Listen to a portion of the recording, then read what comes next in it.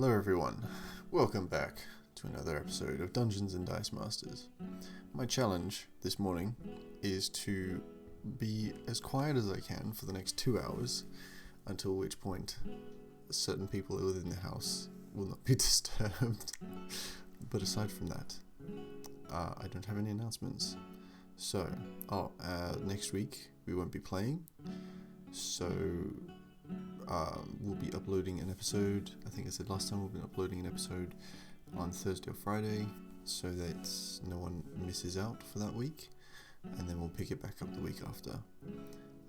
Should anyone not have issues, which is hopeful.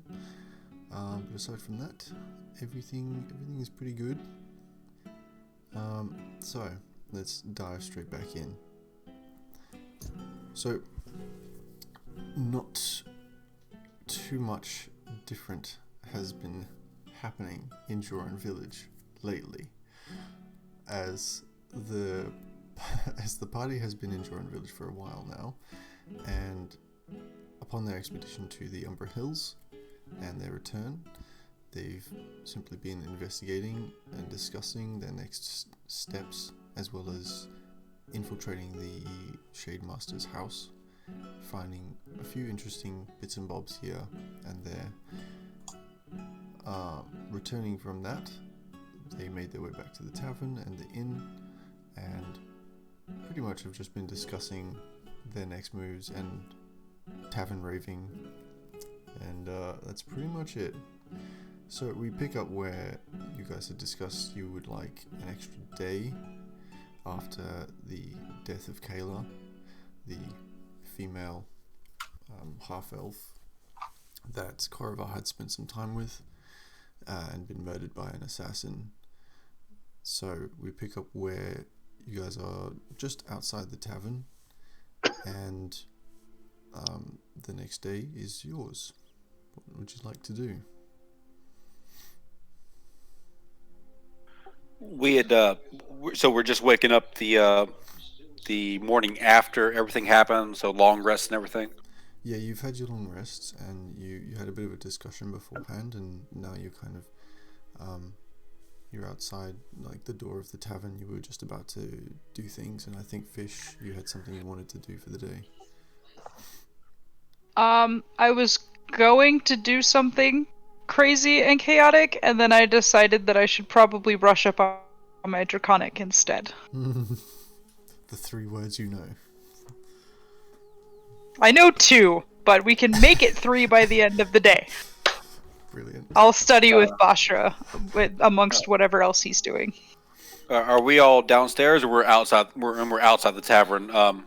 If we're all there, I believe that our options are either go to, I believe, Westrun to follow the Shade Master, and I'd really like to talk to William. Or we head into the Umbra Hills to research the town to make sure we didn't miss nothing. The job that we have is in the Umbra Hills. The actual only tangible thing that we have to do is in the Umbra Hill. It would be nice if we found the location of where the cult's hiding. So yes. Yeah. That's what we were hired to do.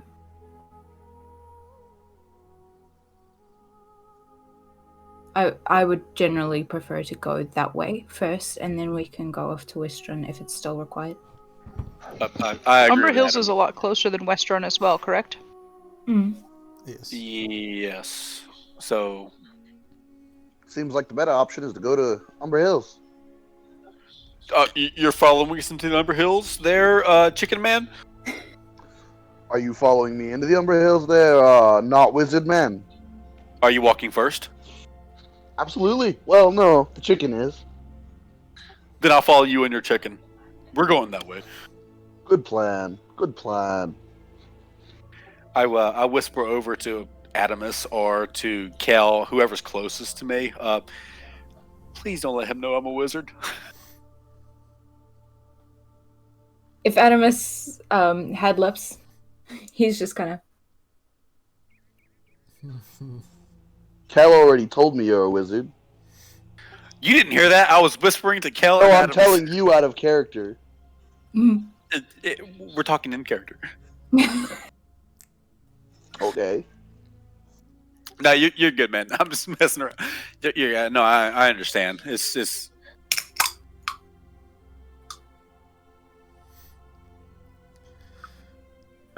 It's about this time, it's relatively early in the morning, maybe 8 o'clock or so, that you guys notice that aside from yesterday, the previous day in this place, it had been fairly empty.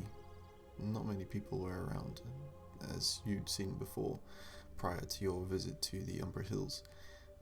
And you see a figure walking through the slight fog of the morning.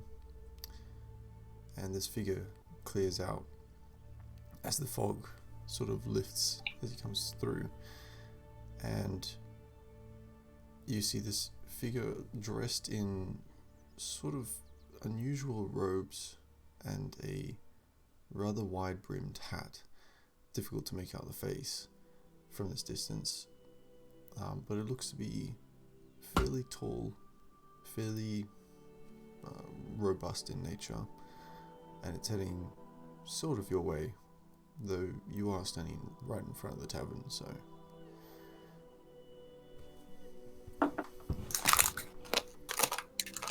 I hide in Bosch's backpack. I'm gonna hop on the chicken. Okay. Sure. As it draws nearer, you guys notice that this figure is dressed in these sort of, I believe, reddish robes. Its skin seems to be actual scales.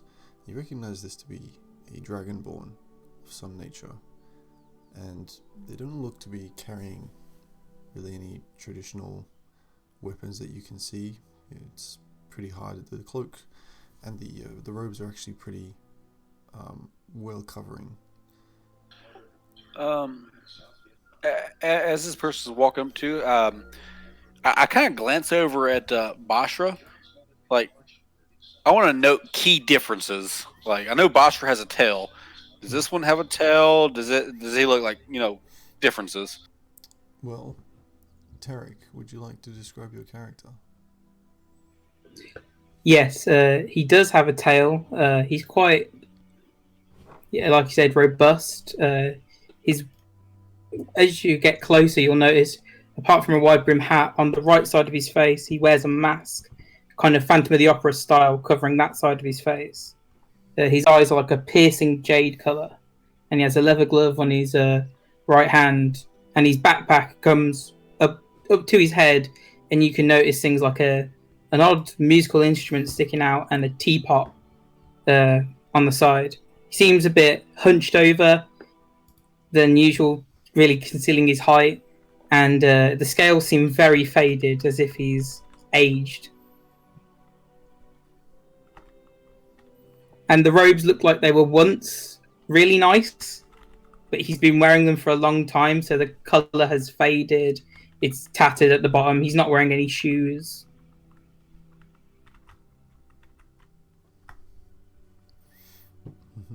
This character I whisper over to Bashra, or I don't even whisper. I talk over to Bashra. You know each other? I'll look at you. Now look at him. Now look back at you again. Like, really? I'll just... No. Oh man.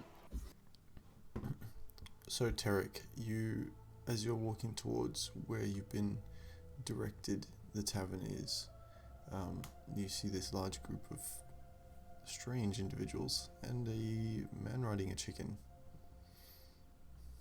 A metal chicken. That's a chicken. Only when he fucking wants to be. Sometimes he's a pain in my ass.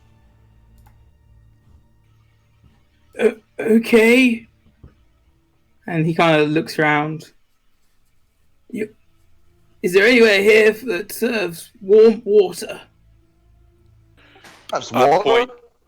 point into the tavern. Thank you. He looks.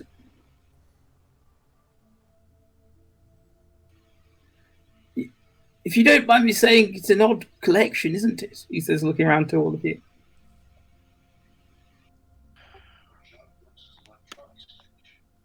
Yes, we are. Do you breathe fire? That is a weird thing to ask. I don't want to hear it after what you just asked him. Ask. You can't go around asking every Dragonborn if they breathe fire. Oh, now you're the Lord I and don't mind Lordess of answering fucking that. who or what I can ask. Thank you. Do you breathe fire? Yes. Awesome. Only when I want to, though. Well, I'd hope it didn't happen when you don't want to. That'd be worrying. I look over at Yeah. Bashra. Bashra, do you breathe fire? Yes. I have no reason not to believe him. You your friend really is a don't, lizard and folk. it's golden. I look at you for a second, Corvar. And just kind of make a sound, and then shake my head. Oblivious. Not all scaly boys. Pardon me, good sir. Yes? Looking up the new good sir, the newcomer. But I do turn back to the party. Are we making this journey now, or is there anything else anyone else has to do before we leave? But I think it would be a good idea for me to find some thieves' tools, which shouldn't be too hard considering where we are. All right. Didn't I give you a pair of thieves' tools? Did you? I think Okay, you gave, then don't worry about that. well, no, I thought you gave someone tinkerer's tools, but not thieves' tools. No, I use could be tinkerer's wrong. tools. I gave I could be somebody wrong. thieves' tools because they're better proficient than I. I don't know who it was. But either way, if there is something, if you don't have them already, Yeah, it was me. Yeah, it was me. then if we're good, shall we shove off then? Because I would rather get this show on the road because it is quite a distance to the Umber Hills. You're off to the Umber Hills. Yeah. Flink is going to reach out and offer you his water skin because you were asking about it earlier. You know, mate. Thank you. He takes the water. So you guys are on a job, I imagine. So the only reason I can imagine. He just looks around. You fellows being together? Why are you a cultist? Cult? What? You mean the Shade Watch? No. No. No. Again, I've heard rumours of that, but I'm just a wanderer, old friend. Wandering for a fair few years now. Well, he can breathe fire. We should bring him with us. I I don't really think breathing fire is a prerequisite just to let anyone join us. Can you breathe fire? I mean, I can breathe fire. I've said this before. I'm old. I'm not stupid. No, I was asking Korvar if he could breathe fire in retort to his statement. Yes, I can. I'm just gonna give you a weird glare. Want to see that? yeah, prove that. I have performance issues. I don't want to do it right now. Oh, I'm sure. I was just thinking. Yeah, I'm a bit down on money. If you needed an extra pair of hands. Looking around, we are in a hurry. We are going to the Umber Hills, and I asked the rest of the party. I mean, we are going. Do you want to let him join us? More hands can't Absolutely. hurt. He's a cultist. Wouldn't hurt. I'm not a cultist. So It's says easier the to find them cultist. that way. This is true. It sounds like cultists talk to me. I agree with my that. friend. He thinks we're all wizards. I mean, we are, but Well, You guys everyone who can magic? get Does anyone have anything to do before we push off? Mr. Tarek? If I'm pronouncing, do you have anything else you need to do besides getting some water or anything? Are you ready to Well, journey again? Well, as long as there's a way to warm up this water in the way, yes. I don't need anything else.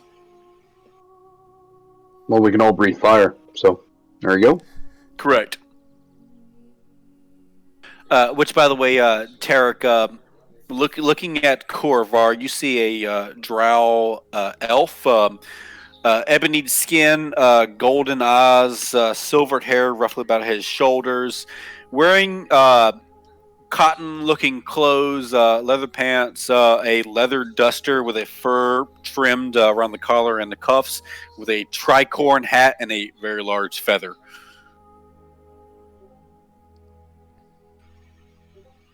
He's just taking in the party, just looking round. It's a rather odd selection. Yeah.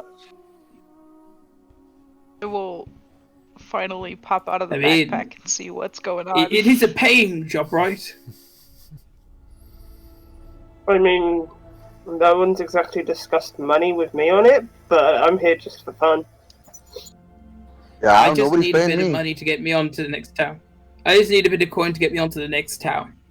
But I'm handy with fighting if I have to. I can heal people if you get hurt. I will Oh, share so my we're just coin. hiring a useful beggar. Yeah, I mean, if that's the way you want to put it, yes. Well, if we got nothing else to do, we should go. Consensus, does anyone else have anything they need to do last minute to gather up supplies or anything? Are we going there by foot, or are we trying to see if we can get a cart? It took us a day and a half to get there by foot. I would rather not spend the extra gold to buy a cart or anything. I could buy a cart if you need one. I thought you were Let's- strapped for cash. I'm Let- struck for cash, but I'm not that poor. I have Yeah. a little bit of loose coin. Mr. And I can always- Tarek, no, I'm sorry, Mr. I don't want to interrupt you, but the man wants to buy a cart. Let him buy a cart for us. I can always pay with a song if they're that. He gestures to the lute-like instrument on his back. He wants to buy a cart. Let him buy a cart and horse for us. Well, I mean, the I mean- druids could be the horse. Oh, we make the fucking chicken pull the cart.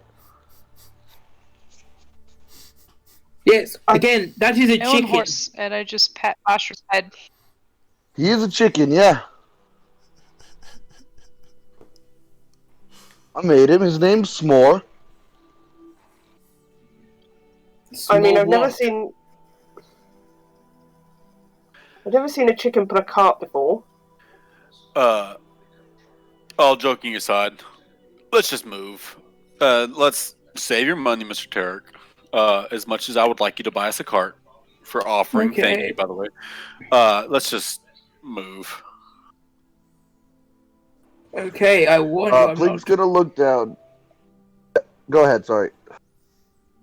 I'm faster than I look, I promise. And he looks really frail and old, and he's carrying heavy stuff. Plink's gonna look down at his at S'more and he's gonna get on with it, fucking let's go. Don't have all fucking day. And he's gonna have him start heading towards the Umber Hills. Okay. Alright, so you guys start making your way towards the Umber Hills. Yes? Yep. Very good. If they are, Mm-hmm. Alright, so you Fritz is take going to put up his hood and hide Pixie inside the hood.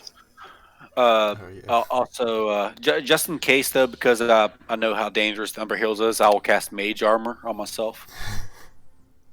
Okay. Fair point. Fair. I'm going to try and talk to each member of the party on the walk there.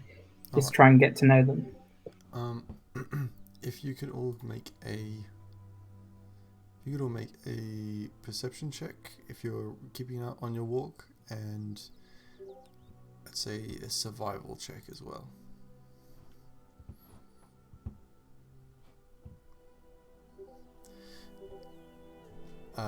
Dan, do it in dice rolls, please. Yeah, I saw that. Yep, I'm switching over from my other one.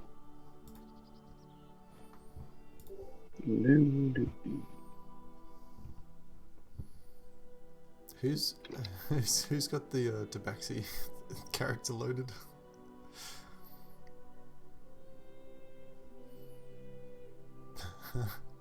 Oh, That was me, sorry. That's a 1. Whoa, is it 22? Okay, we got a lot of low numbers here. Goddamn. Fucking dice bot's starting with me already. We've got nothing above a 10 except for the 20s. That's Bostra for you. I'm just got that tied with a druid for survival. Wow. Freaking Avery's thirsty for Bostra today. Ugh. Man. Okay. Alright. So the first leg of your journey is going pretty uneventfully.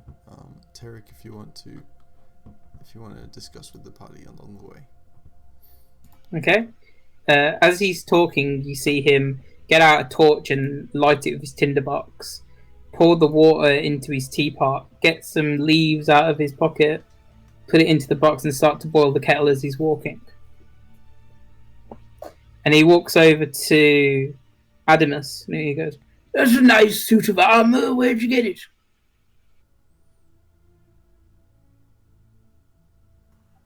I am made of it. He kind of looks over and kind of goes, What do you mean you're made of it?" Well, this is how I was created. He doesn't seem to understand what you mean, but he goes, "Right, okay. I see." Where did you get your suit of armor? I'm not wearing any armor. Exactly. I'm sorry if I've offended you, and it was not my intention at all. Not at all. Do you drink tea? Out of character. Adamus has no mouth. He kind of looks at the no mouth and goes, "That was a stupid question. I'm very sorry." No worries. We have had tea before. It was a strange experience. You've never had tea till you've had my tea. I have a friend who would beg to differ with that. Everyone says they have the best tea, but my tea is my specialty. Then he stops for a second and bursts out laughing because he just realised that he said something funny.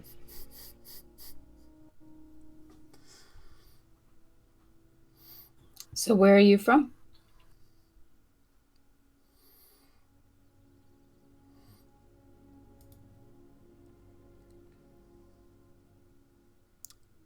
That's to you, Tarek. Oh, sorry. Sorry, my hearing's going. What did you say? Where are you from? You know, here, there, and everywhere. What brings you here?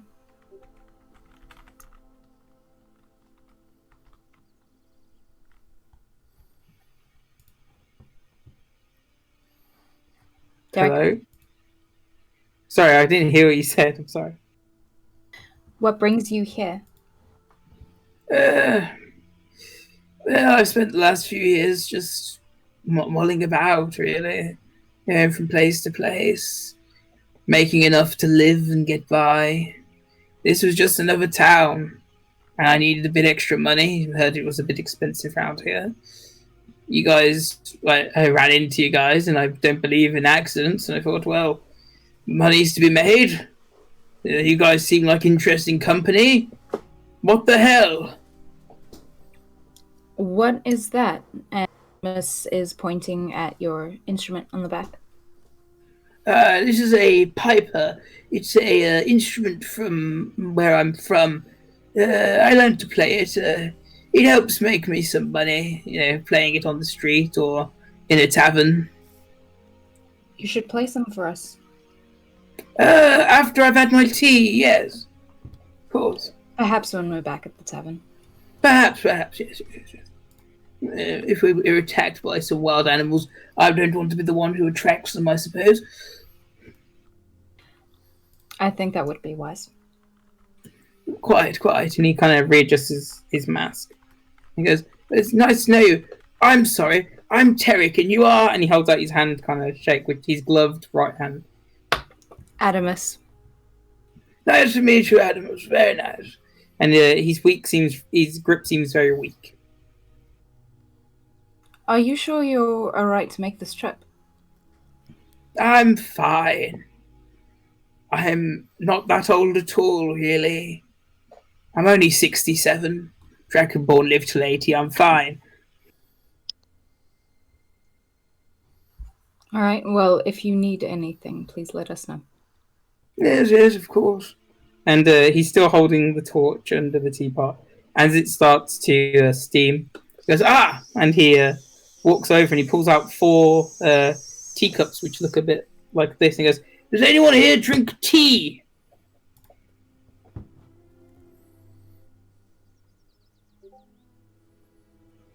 Seriously? None of you? Bashra will come over and hold out his hand or claw. I place a teacup in it and pour him a cup. I eat your teacup. It is delicious. I knew that was coming. Oh no. Gonna pop out of the backpack and this like man look at Bastra and be like, "Oh, tea is also food. Got it." That one would like one fish. too. Fish, don't eat the teacup. He fucking jumps when he sees a goblin just bounce out of the backpack. Ah! I make a note that tea is also food. I will give you... He looks at Goblin and goes, I will give you tea if you don't eat my teacup. I don't think my mouth is big enough, but I'd be willing to try. Please do not. It was a set of 4. Well, I guess it's a set of 3 now. I just looks to Bastra. He's good at Bashra that. kind of leans in and sniffs you a bit. And You the He sticks his biggest, tongue out back. toothiest grin. And he's just like, okay, I promise. most tribes wouldn't let their elderly get so old and frail before consuming them. Why did your tribe allow you to live? I'm not from a tribe. I'm not lizard folk. You smell off. That explains that. I'm dragonborn, you see. Hmm. Do you grant favors? Do I grant favors? Yes. Somebody warned Korvar. What do you mean by favors? Boons, power, abilities. Any of the things dragons do. He looks around, very confused. Do you people not know the difference between dragon and dragonborn? You're far weaker. That much is obvious. I mean, that is true. but I am not. We are not as powerful as dragons. We are kind of just people. People who can breathe elements, yes, but we're just people. I don't grant wishes. That's unfortunate. You ought to. The tea was good. Thank you. And I'll go back to standing by I Corvar. hope He's I a hope terrible the cook lizard was folk. good. Good to know. I pour the goblins some tea and I hand it to them in the backpack and go, and your name is? And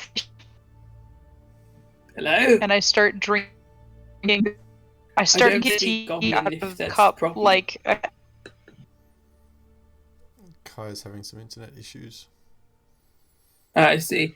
I go, and I just look to the lizard folk and go, well, since you ate my teacup, I think I should know your name. You are?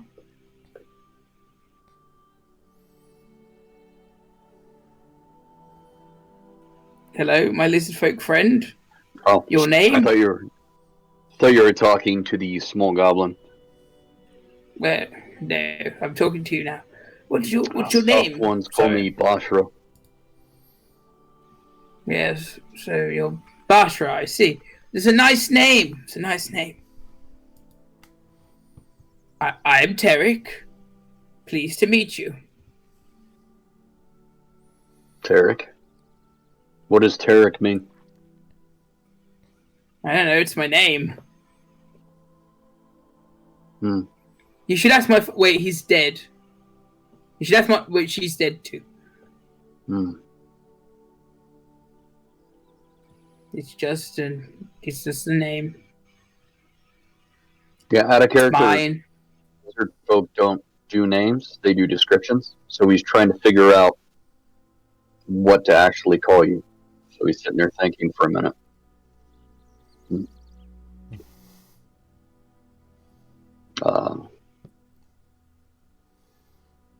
No, got nothing. Okay. Tarek works. Yes, it does. As it's my name. And he finishes pouring a cup for the goblin and hands it to them in your backpack. He goes, I'm sorry, I didn't catch your name, my little green friend. What's your name? Fish. Did you just say fish? Fish. Your name is Fish. Fish. Here you are, Fish. I'm And I will- Tarek. I will drink the tea like a cat drinks milk lapping out of a bowl, and then I will hand the teacup back. It's gonna take a while. Tarek looks around to this group. Yeah, he might be regretting his decision. He's like, well, I'll try again. And he walks over to the drow who seems to be in charge here.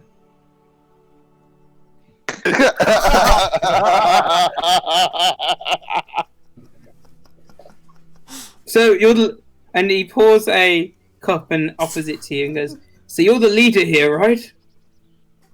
Yes, I am. And thank you. I don't actually drink tea. We recently had someone else traveling with us that did the same thing. I didn't really drink any of his, so please, no offense. I just prefer water or wine. Do you have wine? I don't drink. I haven't drank since I was in my 20s. Sorry. You're missing out. I don't drink, I'm afraid. I haven't drank since I was 22. Still missing out. He downs the tea. I prefer tea. And I prefer wine. But thank you for the offer. But yeah, yes. Thank you. No worries. I'm Tarek, as you know. Your name? I actually already introduced myself to you back in town. Are you having Yes, memory yes. problems? My young man, I'm old. I'm not senile. You think just because I'm old I forget everything? Yes. That's I very do. insulting Yes. of you. He just looks around. Like, he's looked quite calm this entire time, smiling. This is the first time for a second he stopped smiling. He just looks around. We are traveling to the Umbra Hills, good sir. You told me that. Just checking. I'm going to go talk to someone else now. Quite right. Not trying to offend you, just nice to meet you Don't- again. Mhm. And he goes to the human and goes, tea? Please say someone here drinks tea and doesn't eat my teacup. She'll chuckle a little bit, but Kel will say, yes, I would like some tea.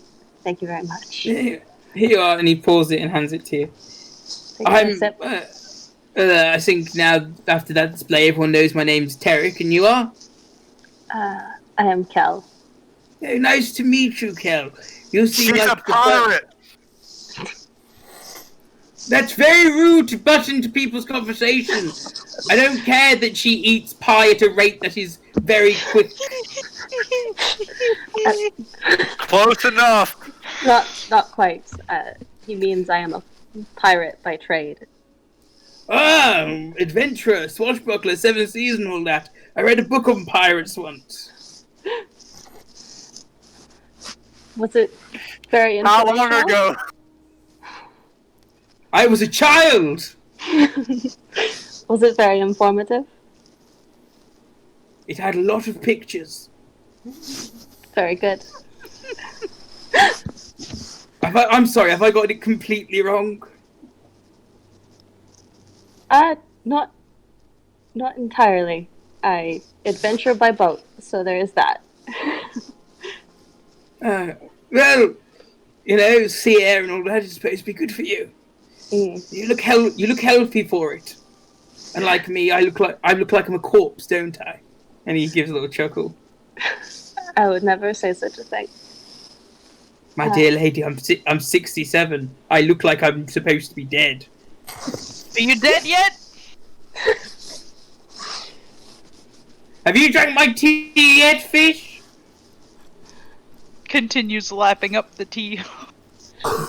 Good. It's all right. I think you're in an interesting group. Oh yes. There's all sorts of interesting people here, but they seem to work together most of the time. I'm sure they'll warm up eventually. You and the metal and wood fellow seem quite sensible. I'm not sure about the rest yet. But then again, I haven't talked to your hooded friend yet, so. And your chicken rider. We're all a little off, but I think you'll eventually get used to us. Well, never too old to learn new things, I suppose. And he's gonna eventually let you drink your tea and just hobble over to the tiefling.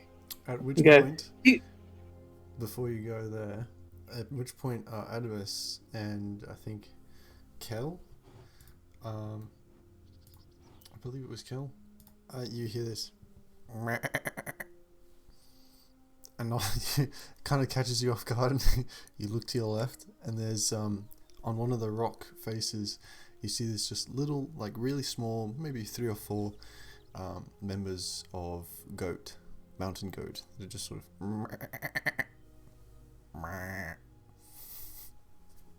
just nosing along.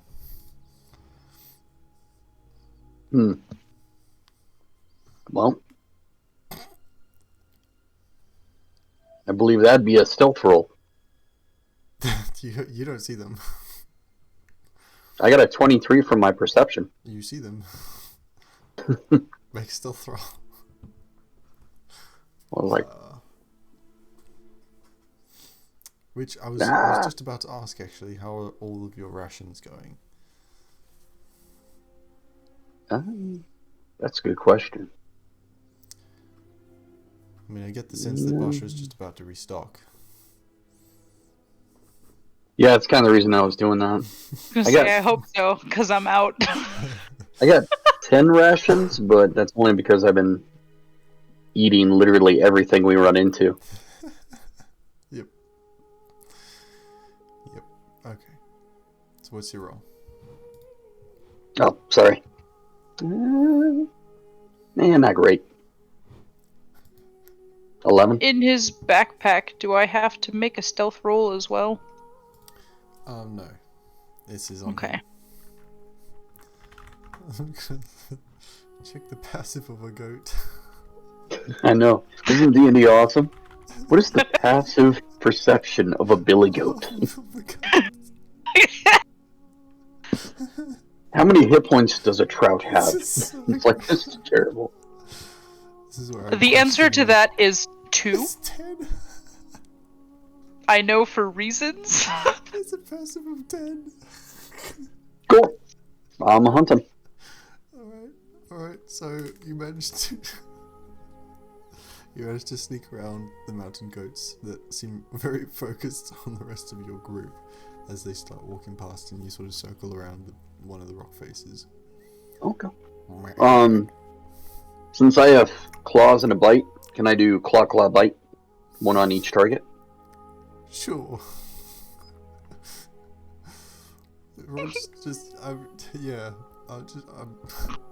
This is not even. It's not even a combat thing. It's just. You tell them to shreds, like. Oh. I didn't know if you want me to even roll. You could roll anything 5 or above, and you will hit them. So then I can't miss. Jump out of the rock and freaking slash There's these a things to chance for that pieces. one. Yeah. Dinner. Yeah, I'll sneak up behind it and I'll tear them apart, as many as I can, and then drag the bloodied remains back over and put them probably in my backpack. I'd say you get 2. The others just sort of Don't put him in the backpack. No. I keep forgetting you're back there. Like in character, he forgets you're there, so he just kind of stuff thing. I'm there's squished. You just fucking hear Fish fucking freaking out as she's crushed by dead ghosts. Well, I'll chew on a leg. Okay. Just like tear the flesh off. Just keep walking. Yep. Like goat. Have a goat drumstick. There you go. Delicious. The rest of it is in your backpack. What about the second one? Oh, second one? I'm gonna try to fit both in the backpack, even knowing they're not gonna fit. Yeah, they don't fit. You're gonna kill Fish. I'm gonna be smothered by goat. On the back of the chicken. In that case, I'll tear it into portions and then hand it out to each person. Alright. Except for Adamus, because she's metal. Which basically means what you see is Basha taking the goat in 2 hands and then just ripping it apart piece by piece and then handing you some. Pretty much. Tarek looks like he's about to be sick. Yeah. Adamus could have a face. And once again, Trixie is horrified. Kel's happy. I feel terrible just for him. It makes sense. He's actually being nice for a change. And I was gonna say, at this point, Carvar just says thank you because he's actually because people are being nice to him. Yeah, Blink's gonna just say thank you and take it. Gonna nibble on the one that's in front of my face in the backpack. Oh man. He's gonna go to eat it and be like, did something get into this? Do I have something in my backpack? Oh, wait a minute! Your rations just slowly deplete out of your backpack. I guess you would offer Adamus something, because he doesn't know for a fact that you don't eat. He just doesn't really see you eat very often, so... He'll give you the head. You can eat the brains. Adamus will take it, what robots eat. just to be polite. Okay. Brains are good, actually. You ate one out of a jar once, right? Yes, I did. Yes, I did. Yeah, it was, yeah. Anyway, Tarek. Welcome to the He drops his. He can't stand it. It's making him feel sick. Fair point. Kel will grab it, and she'll offer to split it with Beshra. He'll take you up on that and break it in half and continue chewing. Can we, as much as I'd like this drumstick, leg stick, thigh, we'll call it a thigh, that you give me, Basha, but could I get it a little more cooked? please? You breathe fire. I can only do that once a day, and I'd rather save that for an enemy. I'll turn to look at the Dragonborn. Say, cook. I am playing this up too. Corvar hands it up and cook. I feel terrible out of character, but that's Would you- pretty would much you how like you me would to- view it. Wait, would you like me to cook? Yeah? Yeah? Yes. No. Because I could hurt both of you. I can't control. When I breathe fire, it will hurt you both. And will cremate it. I'll just wrap it up and save it for later then. I I'll hand it back to I can- Corvar and say, I can make a campfire. If you're willing to cook it down for a little No, bit, no. I can make a I think we campfire still. and cook it. I think we still have a few hours left before we make campfall. It's fine. Bashra, thank you for the meal. I'll wrap it up and save it for later. Animus will walk over to Corvar, grab his leg thing, heat metal, and just cook it with his hands. That is. Thank you very much. Roll damage. For me. Yes. Damn. I forgot you could do that.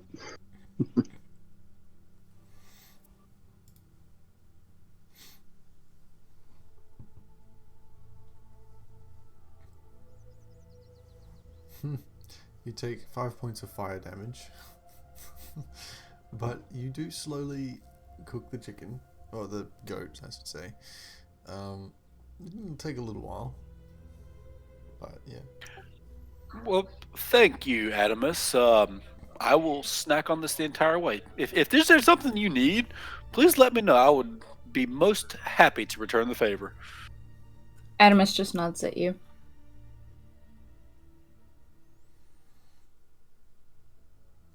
Worth it.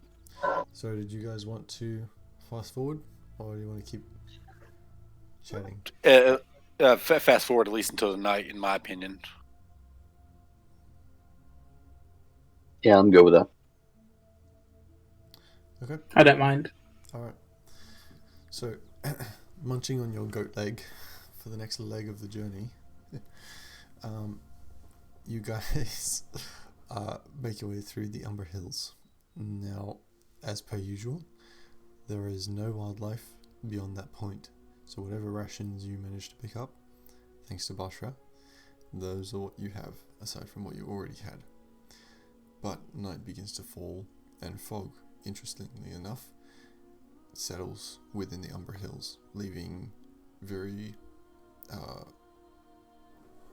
very difficult visibility as the hills become obscured through fog, as well as the nighttime, as the stars above begin to fade out through not only clouds but the fog around you. It's at that point where you start setting up a fire, I assume. That I'll help start make a fire. Yep. That you notice how bad this fog is as the warmth of the firelight lights up among this humidity. The dense moisture clinging to each of your skin as it heats up.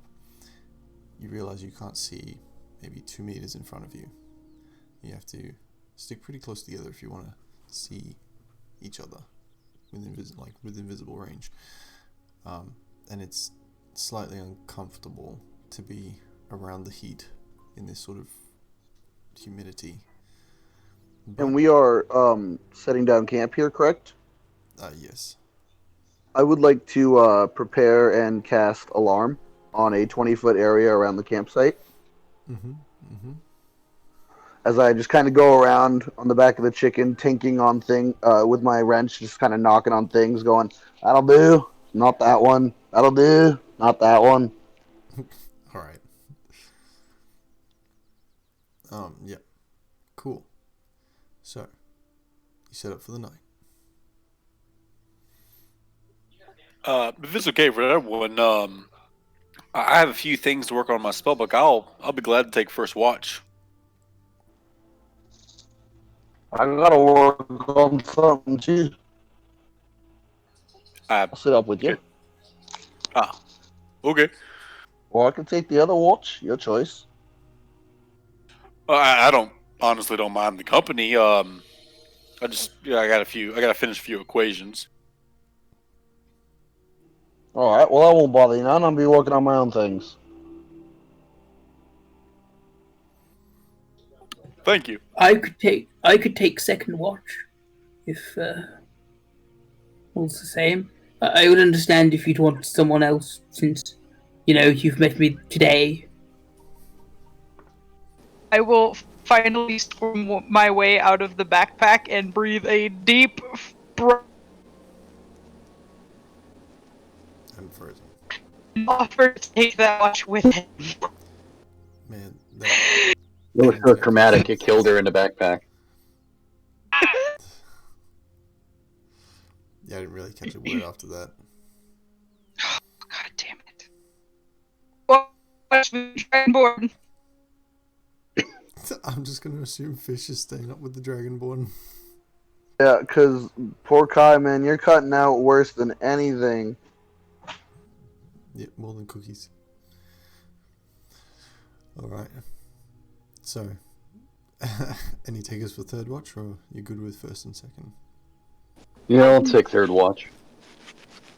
So with Animus, they've got Warforged as a whole. They pretty much stay awake. They're just in unrest for 6 hours. So I'm pretty much constantly awake. So I'll do like the whole watch as well.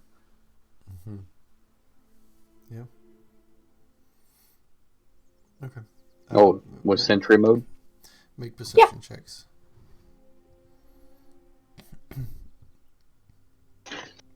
This would technically be at disadvantage. So, all of us? If you have two people on watch and you want to take one person a straight roll, you can do so. I'm just going to roll straight. Go ahead if you want, Korvar. Basha, you can roll straight if you like. I mean, you already rolled. Just go ahead and take advantage. No, it's disadvantage, not advantage.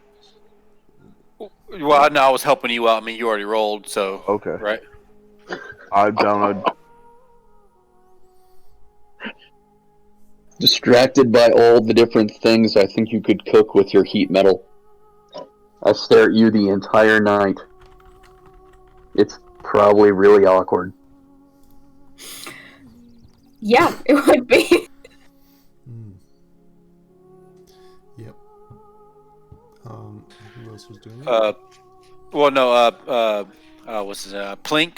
Go ahead and roll with advantage. I'll assist with you since you already rolled once. He's already made his straight roll. It's not an advantage because it was originally a disadvantage, so you've just cancelled it out. Yeah, exactly. That's what I was doing. So I'm canceling out his disadvantage just for. Yeah, so I don't need to roll again. It just stays like that. Oh, you're right. I apologize. Tarek, who are you with? Fish. Right. Okay. So I didn't want to say they make me do a straight roll when they can't answer. Yeah. Okay, cool. Alright, so on first watch is Plink, and then second watch Bashra, and then third watch Tarek. Well, it's me and it's Korvar and Plink on first watch. Yeah. Then I think it's me and Fish on second watch, and then Basher on third watch. Okay, no worries.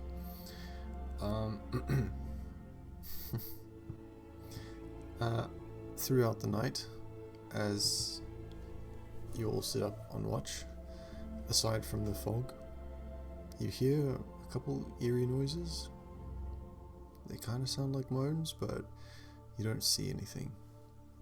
And the rest of the night, just this perpetual feeling of creepy, moist silence. There are a few things I'd like to ask since I am on watch with Plink, if it's okay. Sure.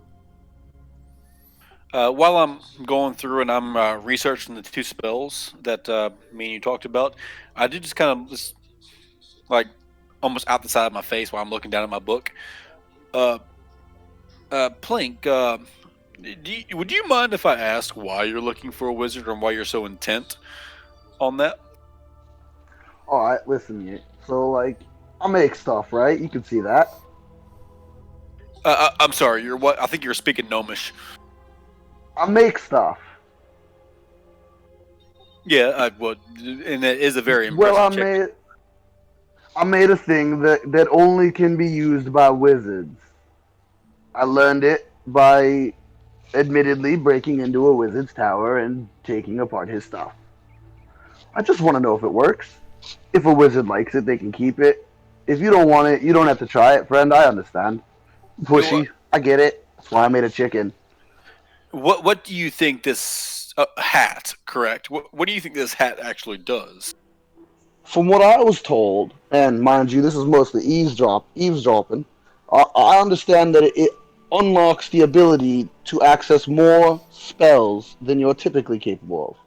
But I'm not entirely certain. I can't test it myself. I'm not a wizard. I might not have been completely honest with you. I know you're a wizard. Okay, one, you don't know that. Two, I might be a wizard. Alright. Well, do you want to try my hat? Last time I'll ask you. How about this? Because you think it does this, how about first thing in the morning, after this wash and we get some sleep, I cast the spell Identify on it, and I will tell you exactly what it does. And if it does what you say it does, I will try it on. Is that okay? Sounds good to me. That's perfectly fine with me. And honestly, I want to apologize for the absolute refusal that I showed last time. It wasn't you. I have a thing about people thrusting things at me and telling me to do A, B, or C. I don't like being forced. No apologies needed, friend. I'm a pushy man. That's why I travel alone with a chicken. I am not going to disagree with you, but I will say I would like this friendship, if it is a friendship, to start off on the right foot. And I just don't like things being just pushed at me and say, do this. I've had enough of that in my life. I will make sure to keep that in mind, my friend. Please don't. All right. Like I said, I would like to have a friendship with you. Yes. As I just kind of raise my whiter skin and kind of. And he's gonna raise his. You're gonna see him working on a little bronze and it's kind of like scrap metaled ball that he's working on. And he's gonna raise that kind of like in cheers back to you. Well, thank you. And by the way, too, that spell that you cast earlier around the perimeter, I don't know it myself. I've heard of it. That's very nice. Yeah, it's a good one. I fucking, the chicken runs off and makes trouble all the time, so I have to know when he's bringing back friends. We'll get into that later. He brings friends back. You know what? We'll get into that later. Only sometimes. Look at him and tell me you can tell him what to do. He's a metal chicken. That's my point. I'm gonna go back to my equations now. I hope it goes well for you. Let me know if you need any help. Likewise, and I very quickly just turn my eyes back down to my book.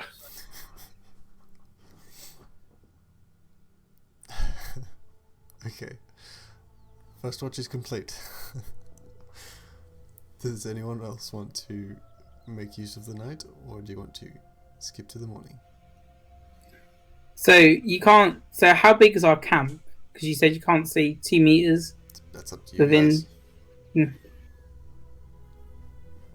If you just want to make it a small thing where you're all sort of enclosed in it within a visible range, then it's really not that big at all. Yeah, and not to split hairs too, but with Pling casting alarm, it has to be a fairly small size, so we shouldn't be spread out all that much. Yeah. Okay. So I'm going to just brew some tea using the same leaves again. Drink that. If fish wants more tea, I give it them. Man, apart from that, I just stay a bit quiet. Yeah. Fish won't decline it. Oh, he gives it to you. And he takes off his instrument. He's not going to play it, but he's just tuning it a bit. Just, tinkering with it. Just something to do as he looks around. Just gonna take out his notebook and start drawing the old man. He looks over to you and goes, What are you doing, if you don't mind me asking? I'm drawing you. No, You lovely. confuse me. Why do I confuse you? You look like Bashra, but you aren't Bashra. I'm not even this. Never mind. Yes, I'm not Bashra. I don't think I wouldn't see another goblin and go, "That's fish." I would. Like, for example, well, our character, what color is Bashra? Basra is very deep, almost reflective black now, if I remember correctly, after dealing with the shadow dragon earlier. Okay. Bashra has black scales. I have red ones. Also, Bashra looks more in his prime. As you can tell, he says, showing like his frailty. I'm an old man. And Color doesn't he's a lizard matter. folk and I'm a dragonborn. People's color doesn't matter. You have the same kind of body type. You're all tough and scales. He's quite slim. I'm quite, I enjoy cakes and, whatnot a bit more than I think your friend does. Ew. I love cake. I like cake. We're gonna be friends. I feel like that too. Why do they call you Fish, by the way? Or is that the name you're given? Because I'd change it if it's... I'm gonna squint really hard and look at you and ask, you can't smell me? Okay, I understand. Yeah, he reeks. He's never had a bath. If you don't mind, and he stands up and he starts doing some movements with his hands and body. It looks almost as if he's meditating in a way. It's just to keep my body active. I will do the exact same thing. Oh, so you practice the martial art? Yeah? Or are you just copying I like me? art. I like art. I like art. I would love to see your drawing when it's done. And then he mimics your every move in your meditation. He finds it you see him kind of smiling, but it's a bit of a sad smile as he sees you copying and being very interested in him. And he readjusts his mask slightly as the tears run down to make sure it's still covering what he wants to cover. If you pay attention to what Fish is doing, you can see under his raggedy, baggy clothing that he's actually quite muscular for a goblin. You're very strong. I'm very fast too. I'm very fast. He gives he gives a disappointed face. But probably not as fast as you, my friend. Absolutely not. I bet you could beat me in a race. Yes. Do you want to see something cool? Yes.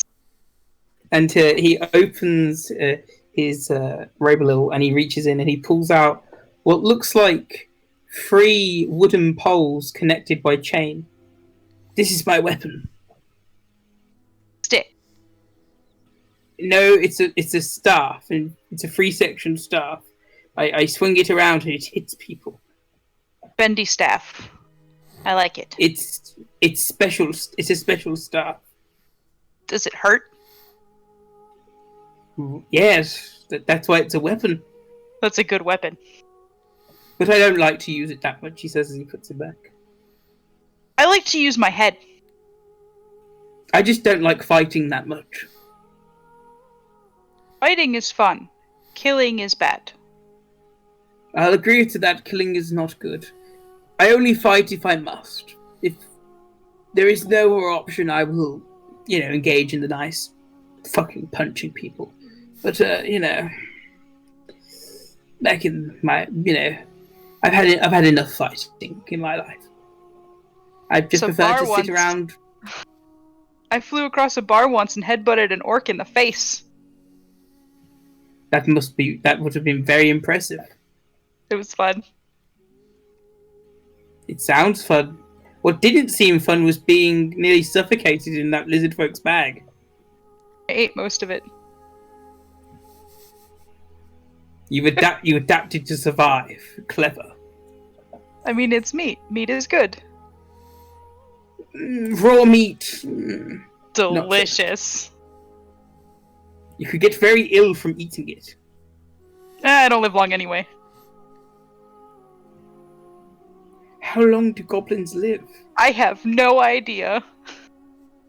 Well, let's make sure you don't die soon, eh? And he gives like a little chuckle. Fish will just kind of giggle and get back to his drawing. I like you. I misjudged you. I like me too. I misjudge myself all the time. He seems the joyful smile that you first saw on him reappears.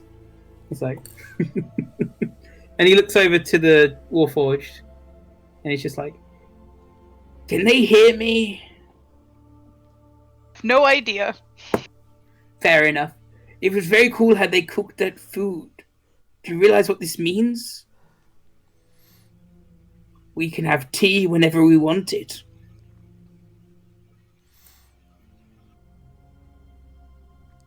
It's revolutionary. And then he goes to bed after he's watched it. He's just drawing. He ends it with revolutionary and goes and wakes up to Bashra. Okay. Alright, your watch comes to an end. Bashra and... Who's with Bashra again? Adamus, I believe. Where Ashura goes to sit for his watch, that is where I will curl up and fall asleep. Okay. I spend the watch handing her various items to see if she will cook them. Most of them aren't even edible or cookable, and it's just random things I find around camp. I want to see what she can light on fire. For the fun of it, fuck it. Everything he hands me, I will melt it. That's what I was hoping for. All right. A piece of a teacup and like a piece of leg and.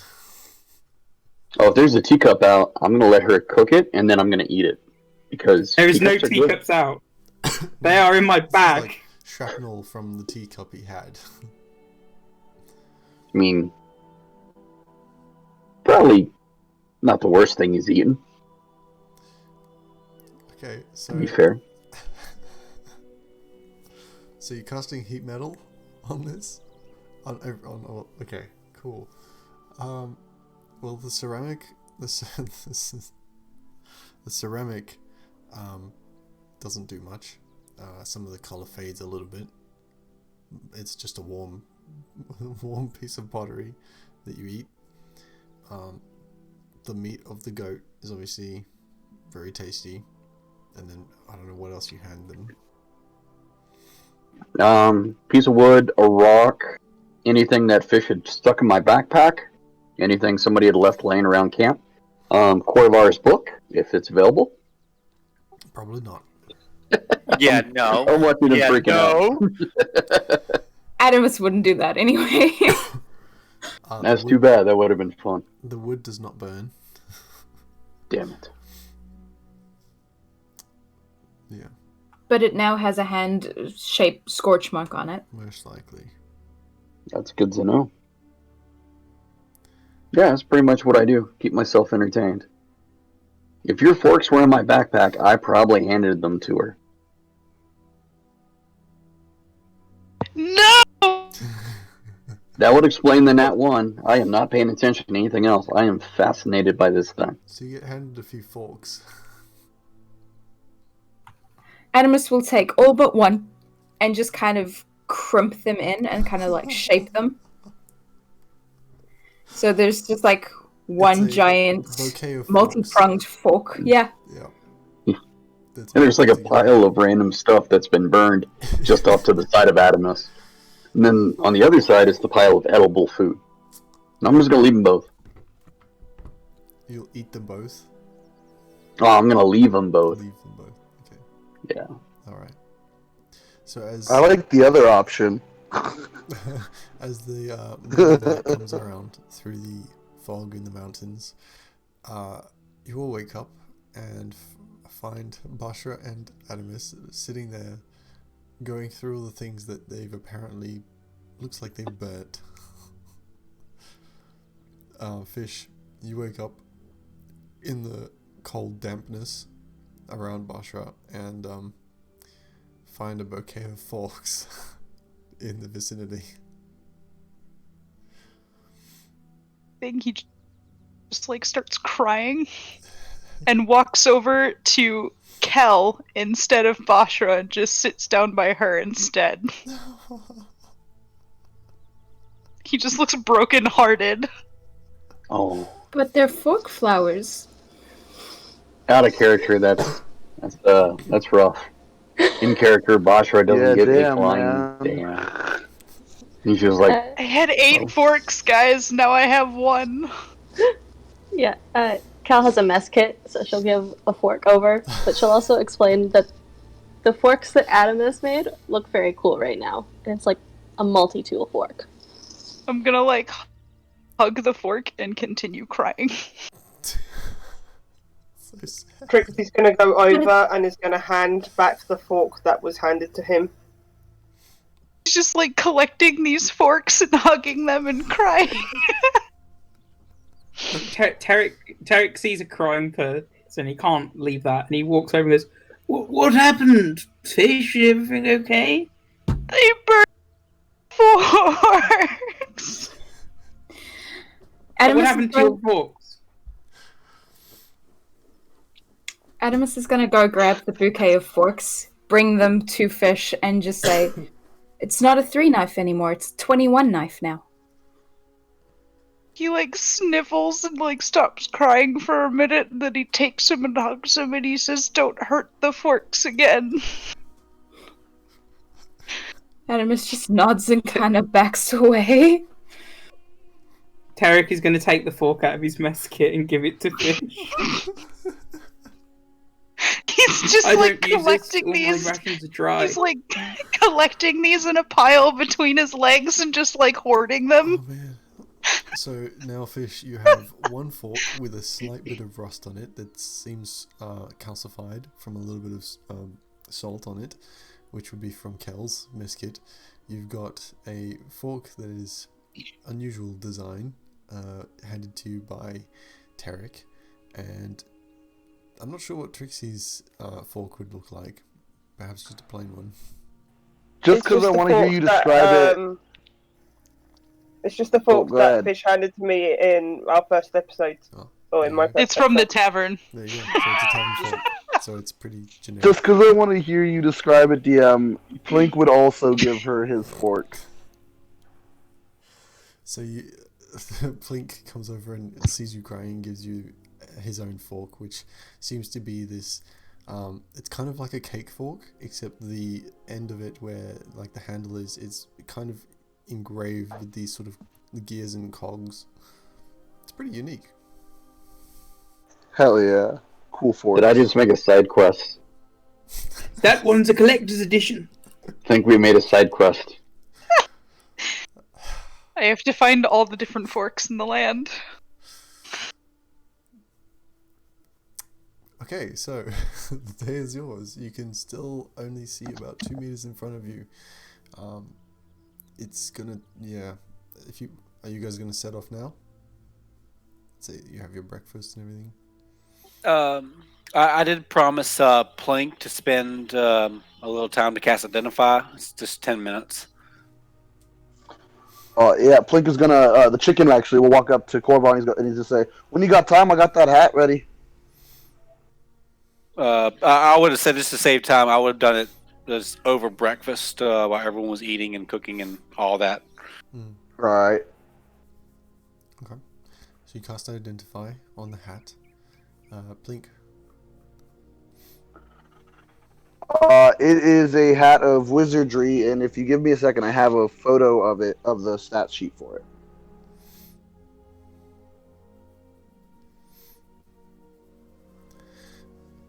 All over breakfast.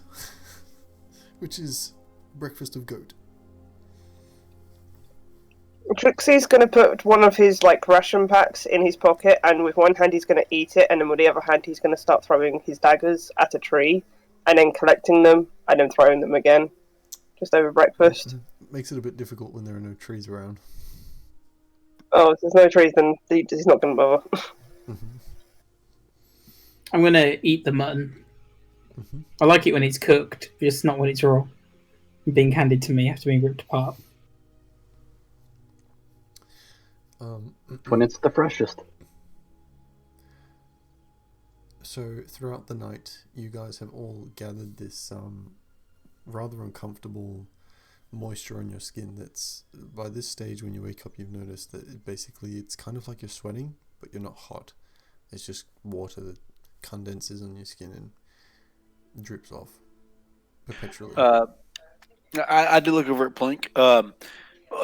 Thank you, and it does do what you say, minus a few things, and add a few things. But I do think that I remember. Can you change what it looks like? Because I mean, I'm not gonna lie. Certainly can. If you can make it look like the hat that I currently have, the tricorn with the feather, I wouldn't mind using it. Can I see that hat? Can I borrow that real quick?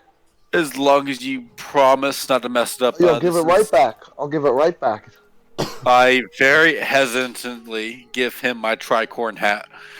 I'm gonna take his tricorn hat and I'm gonna set it down on my head for a second as I rip my hat to shreds, and I'm going to start tapping on his hat. What you guys would see is Plink is very focused at this moment. He's not moving very much other than his arm tapping on the hat that he's wearing. And just a little tag on the inside is going to pop up with a PA written as his initials. And then he's going to give it back to him and he's going to go, "Here you go. Does that work for you?"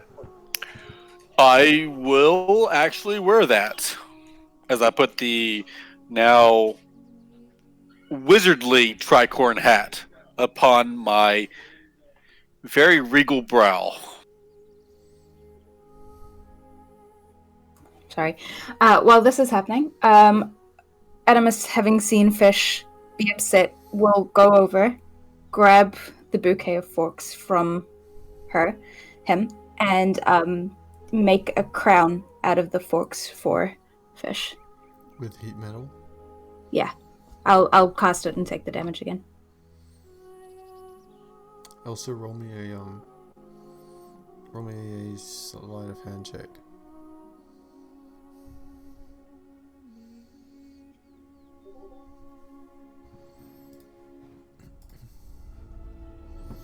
Ooh, that's a lot of damage. Yep, a lot more than the first time. Yeah, so but it's worth it as you managed to make a rather nice crown out of forks. I will present it to Fish and apologize.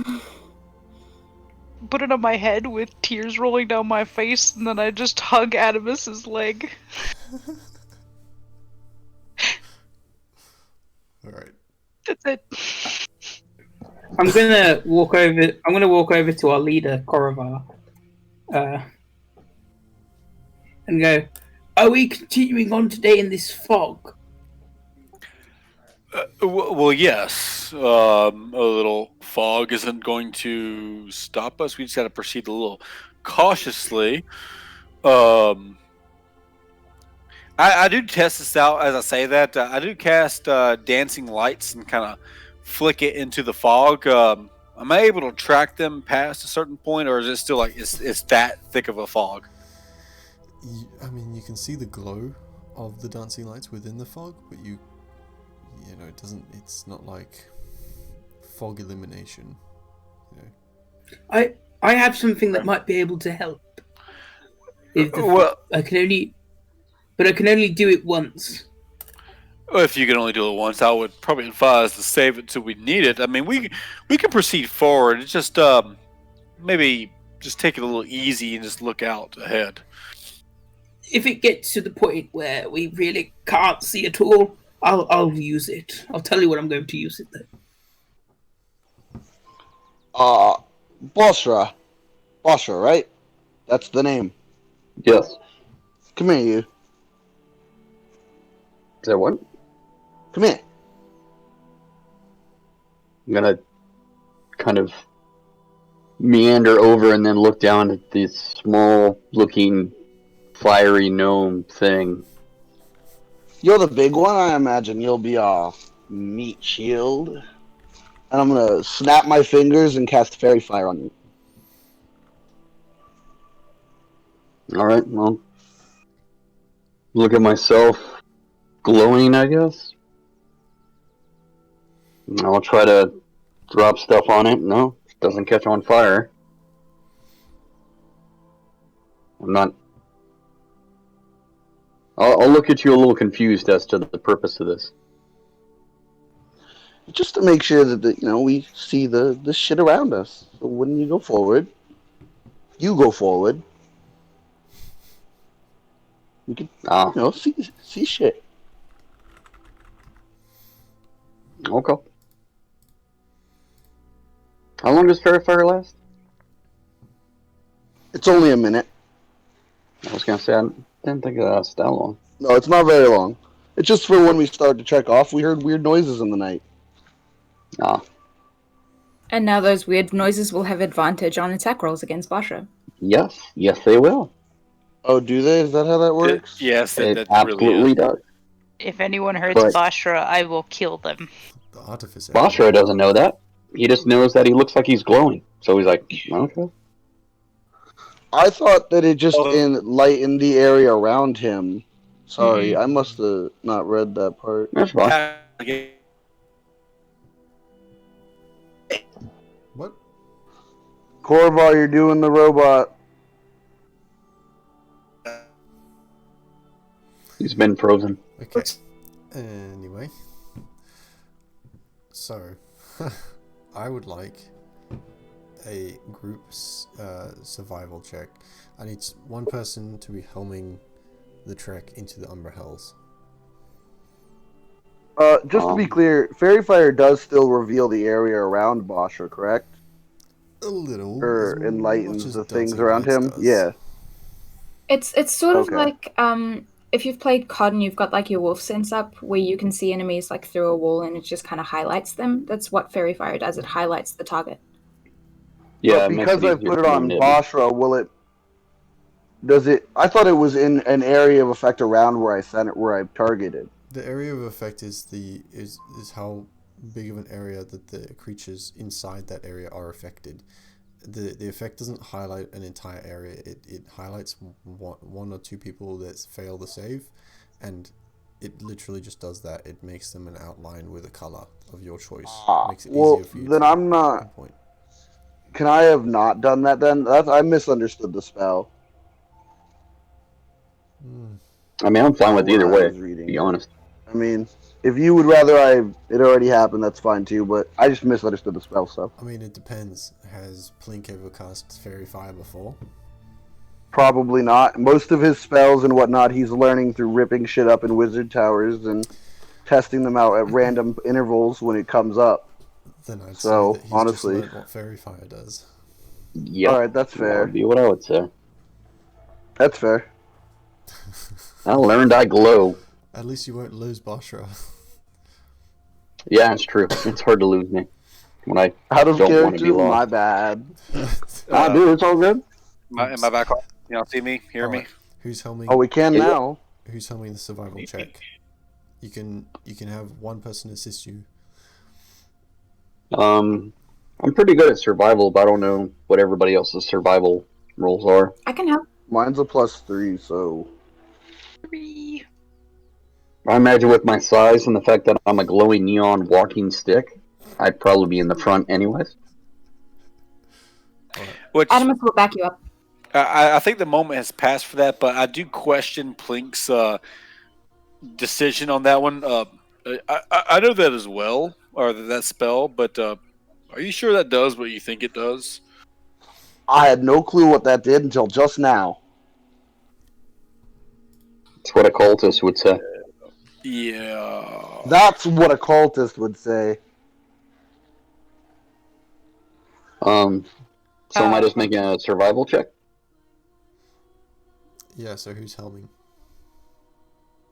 I believe I'd be homing with Adamus Basha or and Animus. Yeah. Okay. yeah. So who's rolling? Basha. Alright. Basha, you can roll with advantage. And to clarify, Fish is on foot right now. Yeah, I'd be willing. disappointed. I'd be willing to No, carry it's Fish. fine. Oop. He wants At to walk. advantage. Yeah. Fish can ride on the chicken with me. Terrible rolls. He wants to walk. Alright. So you guys wake up and I mean, you have woken up, but you kind of, now that you've had breakfast, you guys are like, alright, you know, time to get going. And you set off with Basha being this, what color is he? Is he pink? It would be outlined in a deep blue. Oh, deep blue, okay. Very helpful for a dense fog. But Well, you make yeah. your way forward.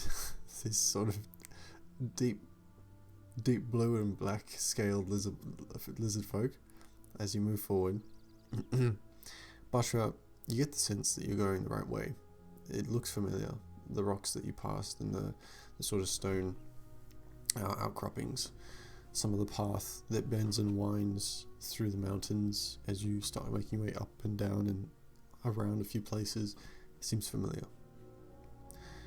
It's probably about 4 hours into the walk that things start to change a little.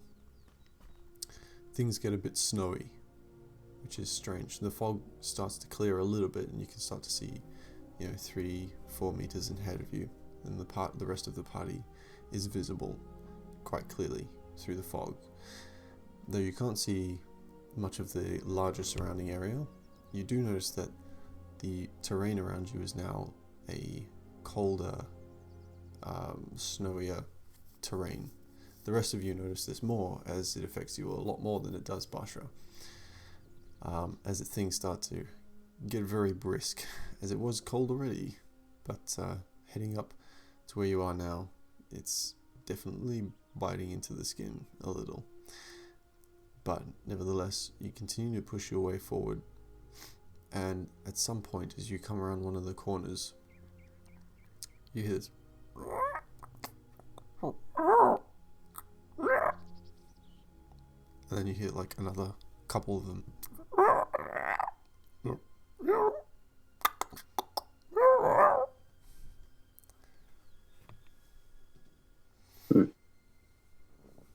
Slowly reaching into my robes for a weapon. What do you do? I would like to try to get closer using stealth to figure out what they are. Alright, roll me stealth check. The time-honored tradition of can it eat me or will I eat it? What a very good tradition. Yeah, I think I'm good on stealth. Nat 20. Alright. It's either nat 1 or nat 20, apparently. That's pretty much my two options. Okay.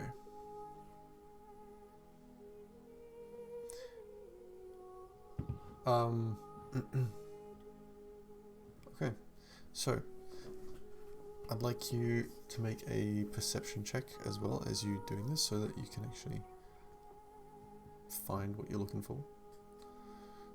So, you guys... oh, sorry, actually...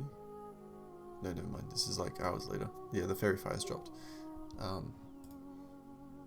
Yeah, okay, so you guys notice Bashra seems to fade into the mist. Unexpectedly, out of the blue, just totally just... None of you hear this sound, by the way. It's just Basra, and he disappears. I instinctually tense up and get ready for a fight because I don't see Basha anymore. I would like to use the stone that's on my necklace to let Fish know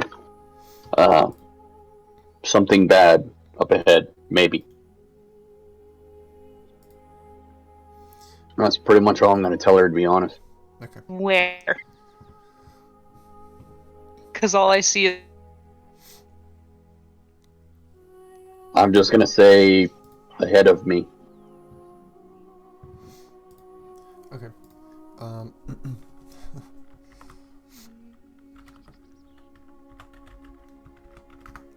So, you start making your way off the bus route, and you start going around one of the outcroppings of rock that has a bunch of snow on it, and you start through the snow as it crumples underneath your foot, but you learn to adapt to it and make your steps quieter.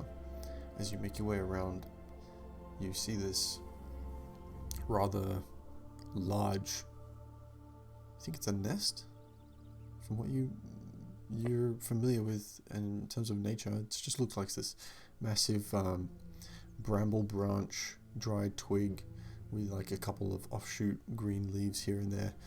Massive nest settled into a little outcropping in the rock, and inside this nest you can just see the top of a head, and this head looks rather elongated and it looks kind of red in a way. And then while that's happening, Fish, as you're sort of tensing up and standing there, you're all sort of waiting to see what happens. Bashar's gone off. You hear this and the fog instantly clears for a moment as a large bird-like creature comes down and picks you up and swoops you off up into the fog. The rest of you only Can I try and grab it? You can try and make a dexterity check. Can I also try and make a grab for Fish? Sure. I they're would also trying like to try and grab her. Fish. I would like to cast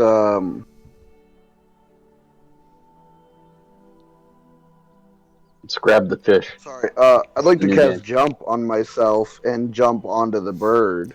What's the casting time on jump?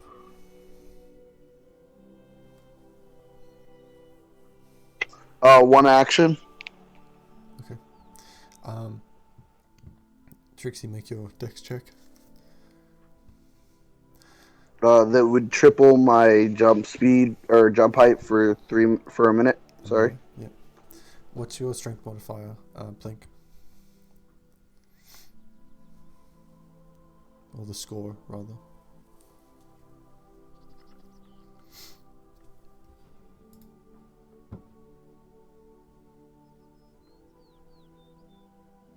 It's not great. It's -1. So what's the score? It's 8. My score is 8. Okay. Trixie and Adamus, I'd like you to make strength saving throws, please.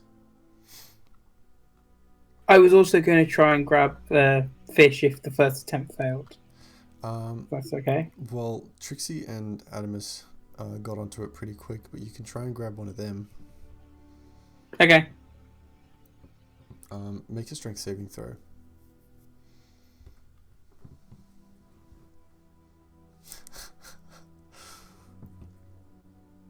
And a strength saving throw for me, please, Tarek. Oh, wow. Okay, Trixie.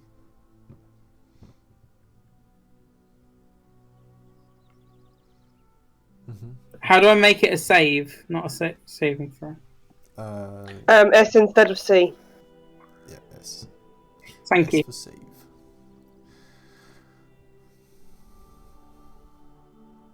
B. Alright. So. Alright, so what you guys see is this large bird-like creature swoops in, clearing some of the fog around your immediate vicinity, scoops up Fish, and as it starts to take off, Trixie and Adamus on the ball grab onto Fish's legs. One of you sort of not quite making it around the leg, and it sort of slips out, but then you grab the other one, sort of Adamus and Trixie holding onto each other while one of you holds onto Fish. As it starts taking off again, Tarek, you grab onto both of them and just sort of like pull and hold down to the ground as much as possible.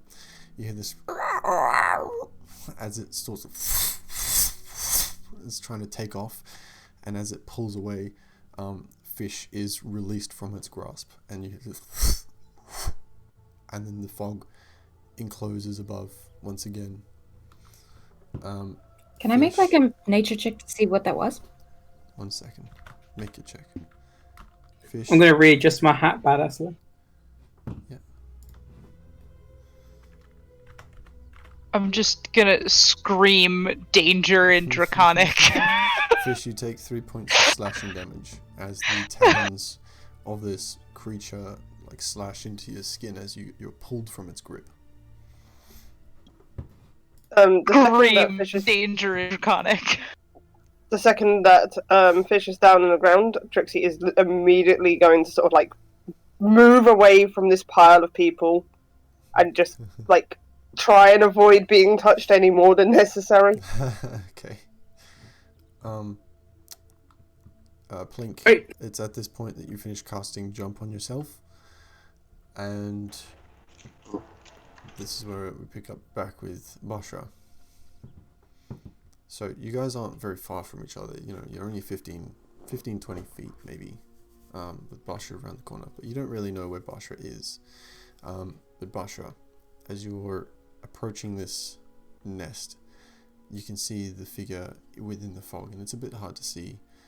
You can see that it's like a dull red, and you swear you can see like some sort of like figure on top of the head, something protruding from it, and you hear this,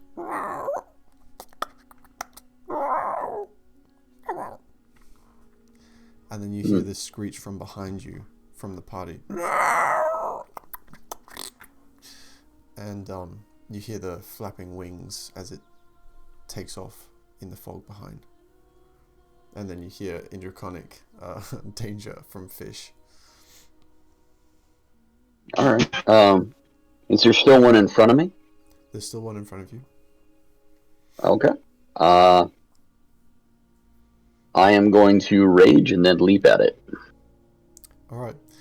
I want everyone to roll initiative.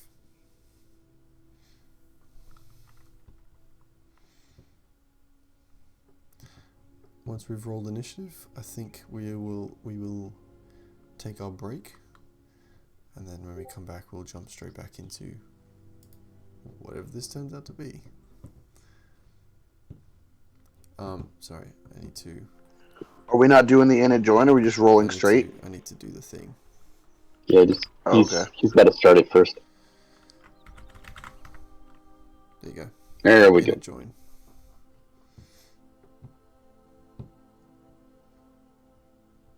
Ooh. Well, I beat you, Kel, but not by much. Cal. I'm just glad it doesn't know I'm there, so... Tarek, you might have to roll again, just so you can join the initiative. That's okay. What command do I use? Init join. Yeah, so it's just exclamation mark init join. Yeah. Wait, what is this copy of Fish? There's more than one Fish? I don't like Something where this else. is Don't going. worry. Exact same character sheet. That's what a cultist would say. How do we know Joke's Bosch is not on a you. cultist? I would love to be part of a cult. Bashra may actually be part of a cultist. You never know. Alright. Well, He if might Bosch be a is cult part leader. of a... If Bashra is part of a cult, You're breaking up. I'll follow Bosch anywhere. Anyway, now that initiative's rolled, we are going to go and take a break, and we'll pick up with initiative, whatever this is, after the break. See you guys then. Cool. Alright, hello everyone, we're back. And we're gonna fight some stuff, maybe, depending. So, so we've got your initiative orders. I need to roll for them. What is the thing?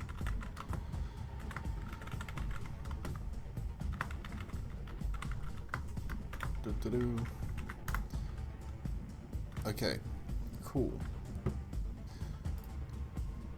Right, so Kel, you've got a 2. Kel, how did you get a 2? Rolled a natural 1. Oh man, alright. That sucks. So, you guys, as you're standing there in the fog, Bashra, you've just heard this from behind you, the wings flapping, yells of danger, and then in front of you you can see the nest, and whatever is in the nest. So you're aware of currently 2 things that are going on at this stage. The rest of you don't know where Bashra is. You've only seen the large bird-like creature take off into the clouds. And we start at the top of the round with Adamus. I'm gonna make a survival check to see if I can find Bashra's tracks. Okay. Yep.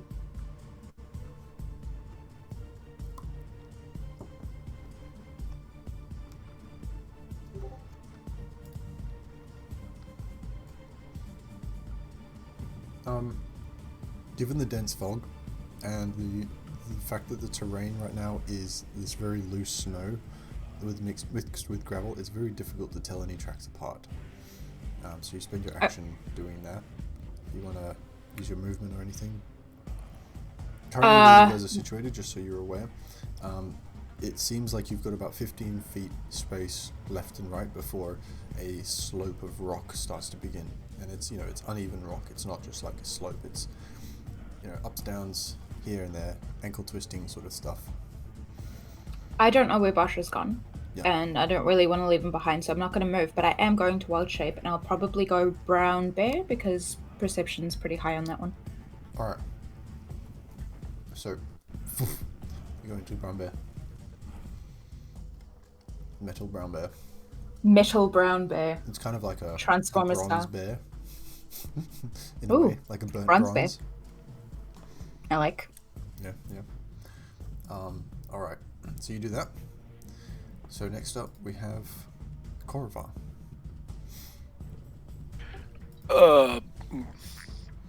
Based on where I'm at, I've lost track of Bashra.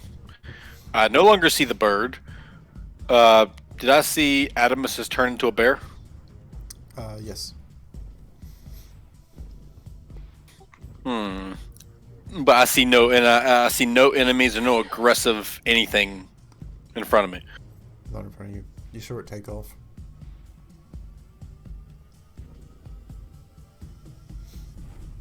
How much distance is between me and Adamus in front of me? I assume you're kind of tailing towards the end of the group, so probably 15 feet. Okay, I move the 15 feet up right next to Adamus, and I guess I'm going to hold an action, hold a spell. What are you holding?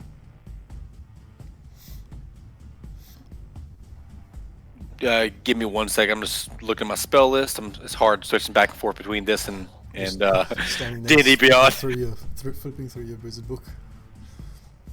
Where is it? We'll go with I'll hold a level 1 magic missile for the first aggressive creature that I can see, and we'll just call it that. Okay. Done. All right. So that's your action or your turn. Yeah. So I move up. I move up next to Adamus and just hold that spell. Sure. Plink. I was wondering, with hold action, am I able to hold like to jump and then a spell or a cantrip, or is it only one of the others? 'Cause I'm Well, not fully you can certain. jump as part of your movement, and then Uh, I don't see anything, so my thought was to hold my action to jump onto the next bird that comes swooping by, and then use the cantrip that I have. well, with that, it's more of an actual check, like an acrobatics or athletics check. So that would be your action. All right, And well you then I'm just can't going hold. to. I just want to ready and hold poison spray for whatever comes at us next. Okay, so you're just holding poison spray. Yep. Okay. Yep. Yep. All Sorry, I was making sure that was the right spell. I've got two different ones similar, and I wanted to make sure I had the right one. Yep. Sure. So you're holding magic missile. You're holding poison spray. Cool. All right. So that brings us to copy of fish.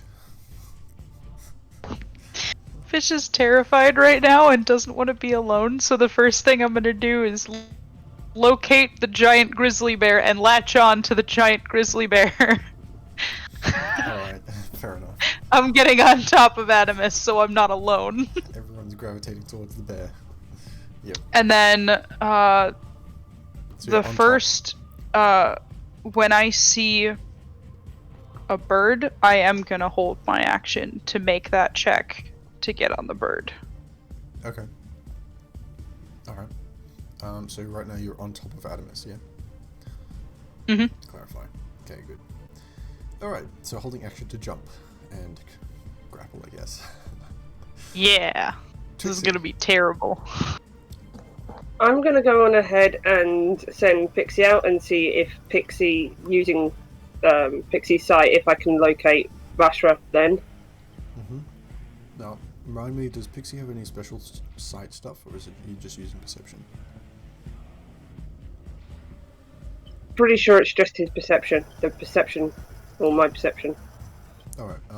Roll for a perception check then as your action.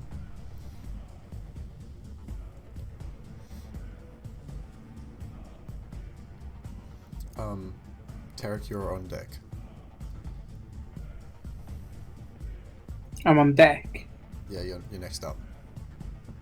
Okay. Next in line. Yeah. So I'm gonna pull out my weapon and place it on my shoulder, and I'm gonna. Oh, sorry. All good. The imp sees nothing. That's a 4. You see fog. There's a lot of fog. He kind of gets lost and starts like circling, just like. And as a side note, whilst he's using the imp senses, he is momentarily blinded and can't hear anything. Mm-hmm. Whilst he's trying to get the imp to find. So the only thing you can see and hear through is the imp.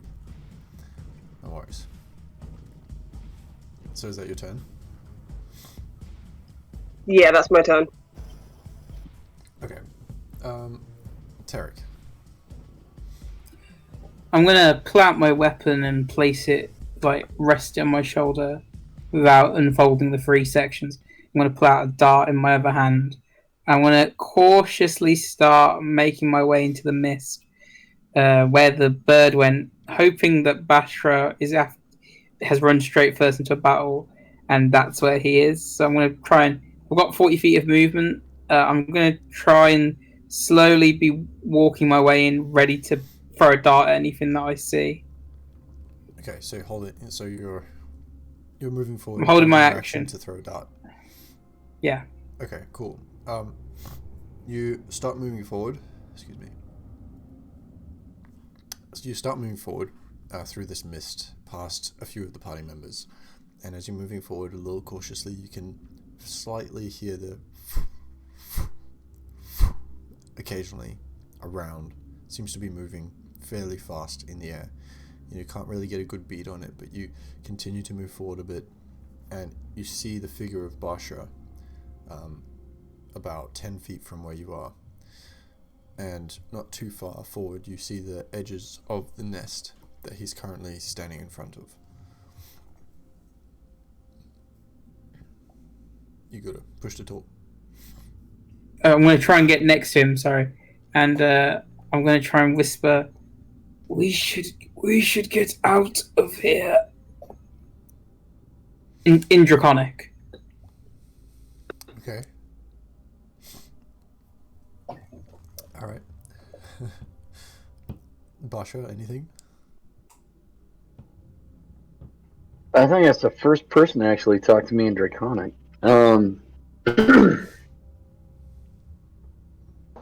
I have.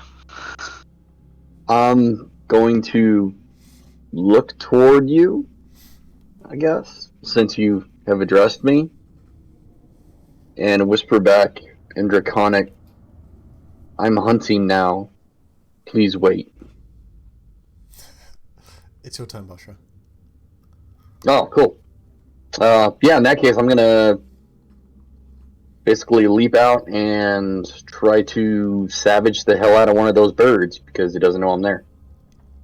All right. Okay. Yeah. Okay. Given your, yeah, I'd say it's possible. Yeah. Okay. Make an attack roll then. With whatever you want to do. Okay. Yeah. Are the claws at advantage or? Yes, it would be. Yep. Okay. Claw.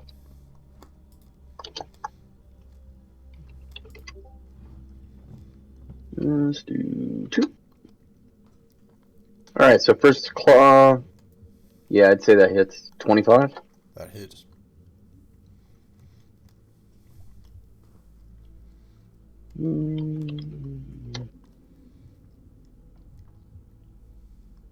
That hits. Not great.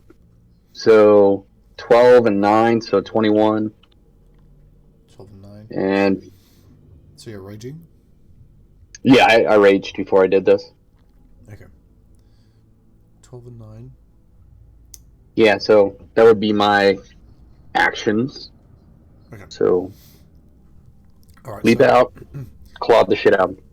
So you make your way towards the nest as quietly as you can as Tarek sort of watches.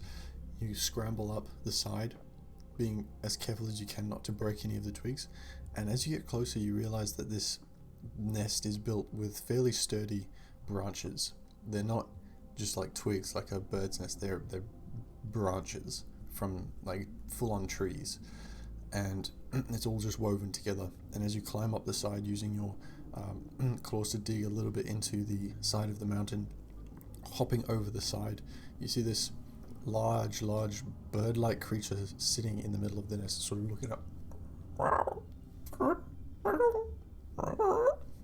And then you taking this opportunity, you lunge at it with both your sort of claws and just sort of stab and slice into the feathers at the back.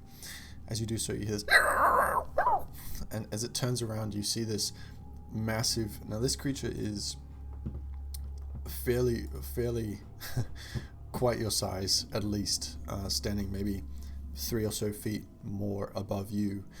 Its head, you can see now, forms into this sort of almost goat's beak, if that makes sense. Like the teeth are actually gnashed, like molars and incisors.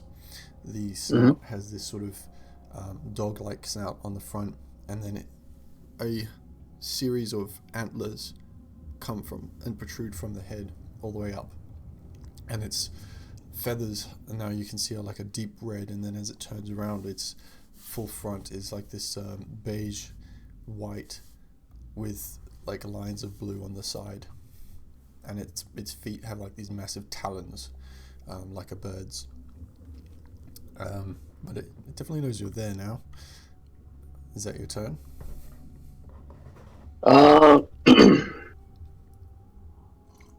Yeah, that'd be my turn. Ooh. I just hit something on my go away menu. There we go. Okay, cool. So that would bring us to, let me see here. Brings us to their turn. Perfect. Okay. So. Man. one of them. Let's go. Jot down 21, 15, 13. Sorry, I'm using the initiative tracker.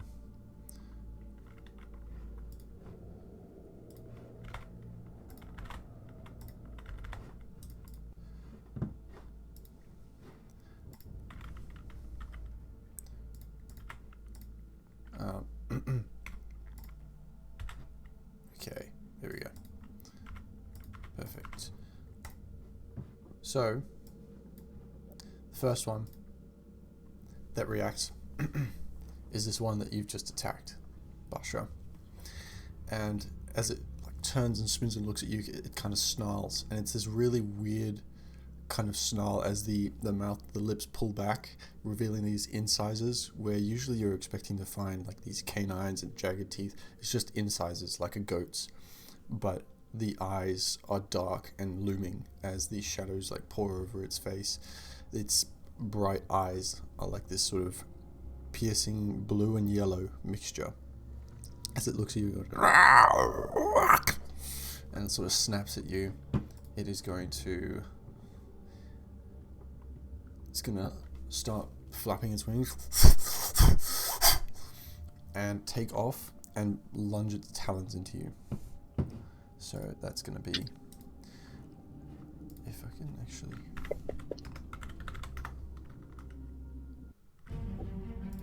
Oh, hey, Moving my DM. threat range. Oh, sorry.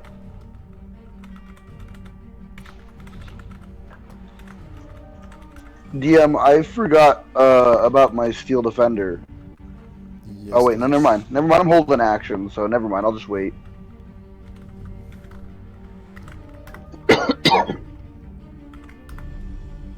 Okay, so that's a 15 to hit and a 10 to hit.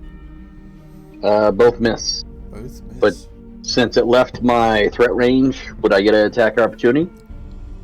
It does not provoke an attack of opportunity as it flies by. Okay. Cool. So, yeah. Okay, so that's all that one can do.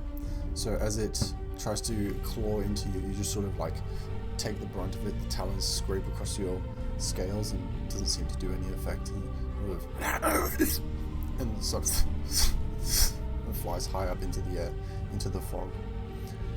The others you can hear, you can hear now this, and you guys down on the ground outside of the nest can hear this as well. A sort of communication happening in the fog above. This and out of the blue. Roll for attack first. Wow, it's all the same. Okay, so that'd be one against probably Tarek. 31. No. No. That's a 15 and a 23 against Tarek. The 15 doesn't hit, 23 will hit.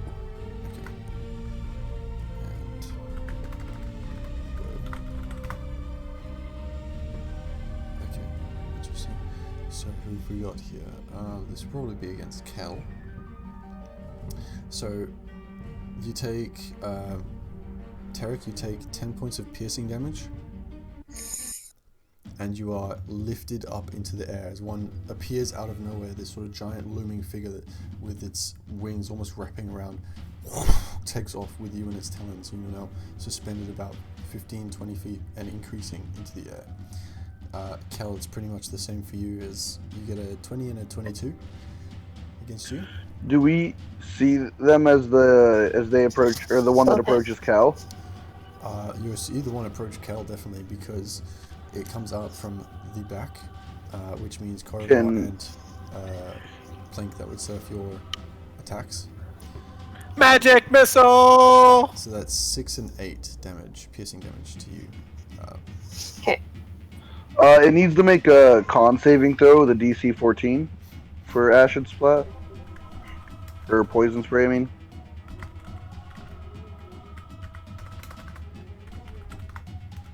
That's 21 with a natural 20. Fuck me.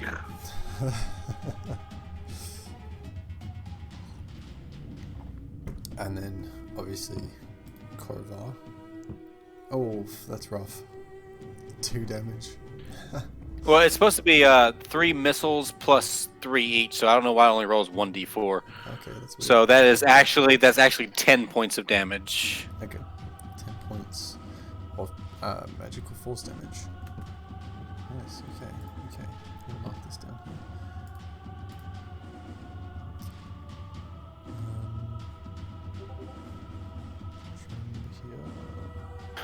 As magic missile goes off, Corvo screams, "Oh shit, that's a big bird!"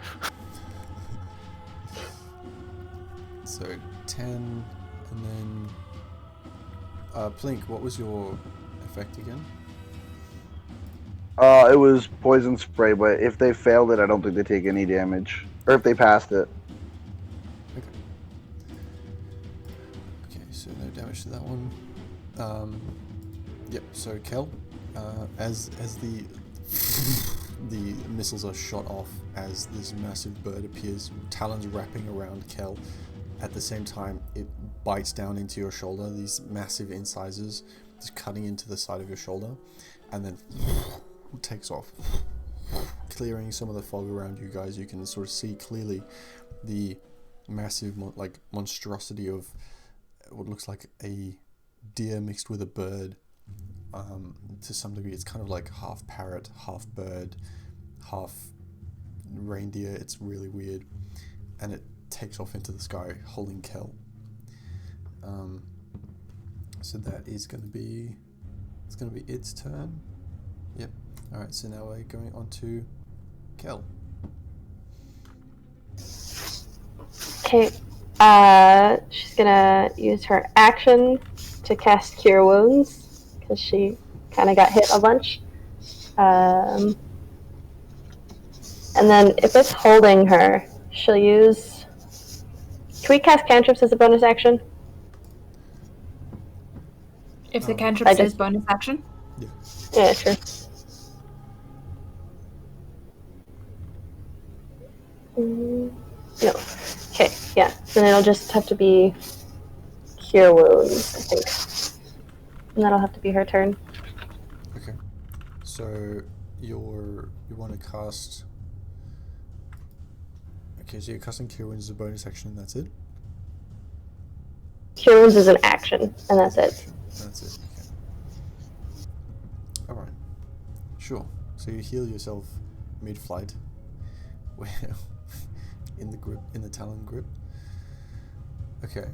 Which brings us back to Adamus. Okay. How high up is this thing that's carrying Kel? Can I jump for At it? this stage, it would be about 20 feet up. Oh, I don't know what. It doesn't give me the brown bear's jump stats. Is it just half your movement? The for jump. Yeah. No, jump is your score, your strength score Mm-hmm. in feet, I believe. Oh. I might be wrong with that. I know if you So- guys know. If it's 19 is my strength score, then I wouldn't be able to jump up.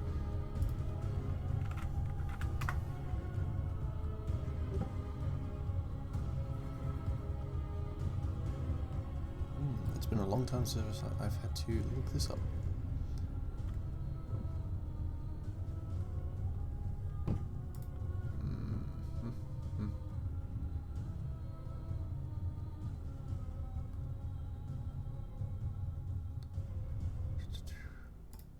Okay, here we go.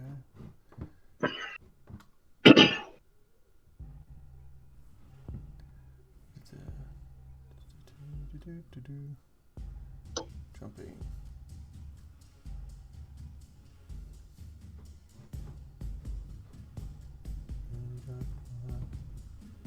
Oh, here we go. Okay. We're getting there. Yeah, you were right. Jumping. According to this jump, your strength determines how far you can jump. Long jump, number of feet up to your strength score. If you move 10 feet up. High jump is 3 plus your strength modifier. So 22 for me. so I can jump up, grab it. It's 3 plus your. It's your strength modifier, not your strength number. Oh, my bad. In that case, 7. God damn it. All right. So that's plus the 3. Yeah, 7 plus 7 is plus the 3, so 4 plus 3 is 7. Yeah. In that case, I would not be able to jump 20 feet in the air to grab her. So, I'm gonna just start running after it, I guess. Okay. Just gonna try. I'm just gonna- I was holding my action to try to jump. Yeah, it didn't quite get close enough to you, but if you wanted to try Okay. and jump for it anyway. It's okay if it's not close enough. I don't want to die. There's a nice comfy bear right here. Because Adamus and Cal were kind of too far apart, and it's Yeah. That's fine. Cool. Then I'll use my action and my movement to just try and keep speed with this thing as it's carrying Cal off. Okay. Yep. So you start running off. It's sort of heading in the direction of like up one of the sides of the mountain. That's fine. Okay. I'll run So there. So you start entering your difficult terrain. Sweet. So a bear's running speed is 40 feet, Yep. and then its climbing speed is 30 feet. So, Okay, so we're using its climbing feet for this, okay. It's cool, so 60 in just that case. because it's mountain. Yeah. Okay. So that's your turn, which means that brings us to Korva. Okay, now I believe you said that Kel and this giant bird thing is still about 20 feet away. Yep, 20 feet up and increasing. And Kel is in her human form, not in any bear-shaped form, right? She lost that, right? Cal never transformed. Oh, Adamus is a bear. I thought Kel had transformed into druids. Fuck. How large is this bird? Is it considered a large or medium creature? It is considered, for purposes of this, I'm going to say large. This one. Cool. I've never tried this on an unwilling target. I would like the bird to make a Constitution saving throw as I cast Reduce on it. I want to turn it from I want to drop its size. Okay. Okay. So that's a saving throw, I guess? Correct. Save. Okay. DC 14, I believe. Natural 20 again. I'm not shitting. Thomas has never seen such bullshit. Telling you, man, Discord just hates us today. If it, I mean, it doesn't matter what the spell does. It doesn't work. So, fuck. Confound it, fucking bird! As Korvar moves 15 feet ahead to try to remain in some type of close distance to the bird as it's flying. Okay. Sure. You notice as it's busy taking off and you say this, it sort of looks at you and continues making its way up. Yeah, that's my turn. Plink. Alright, I would like to ready up fire. Hold on, let me see, what's it called? Firebolt, and try and hit it with a firebolt. Okay. Roll for your attack.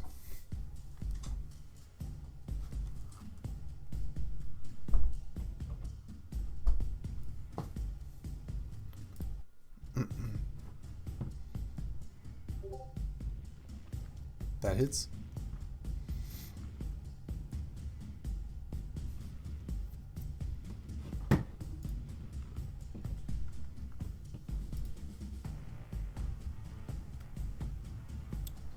16. Damn.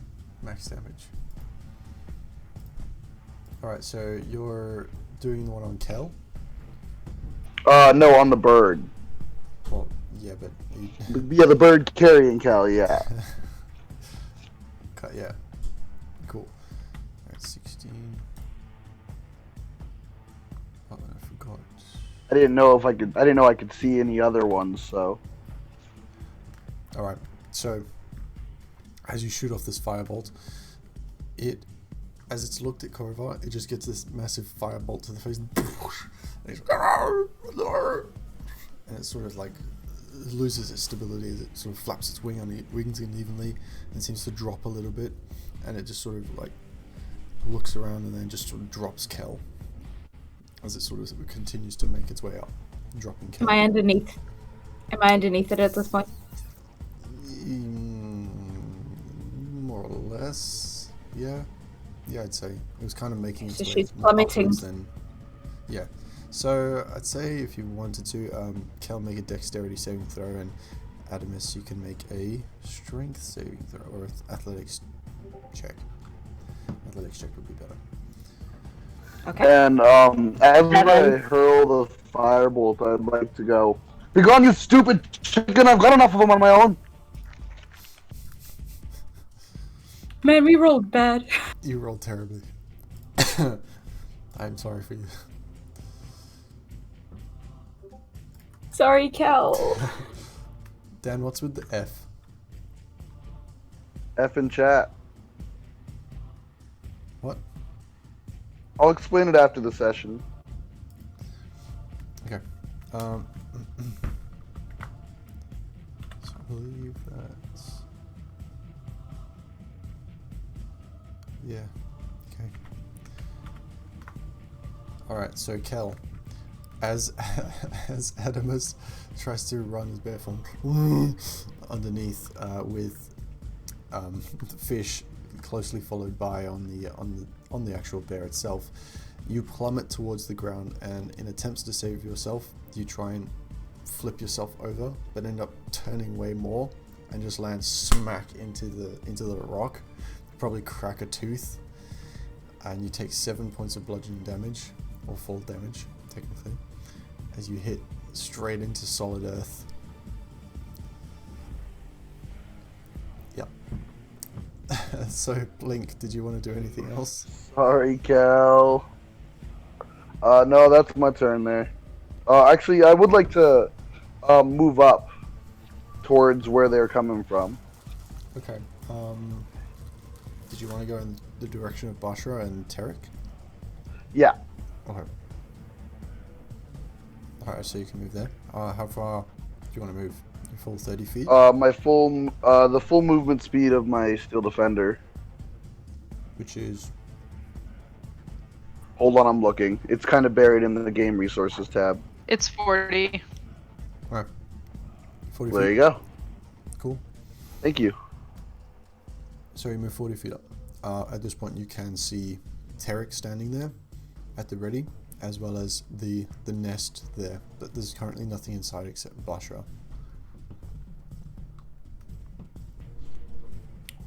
Alright, so that brings us to fish.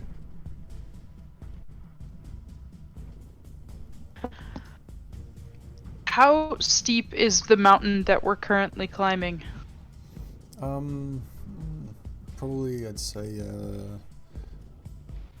maybe 45 to 50 degree angle.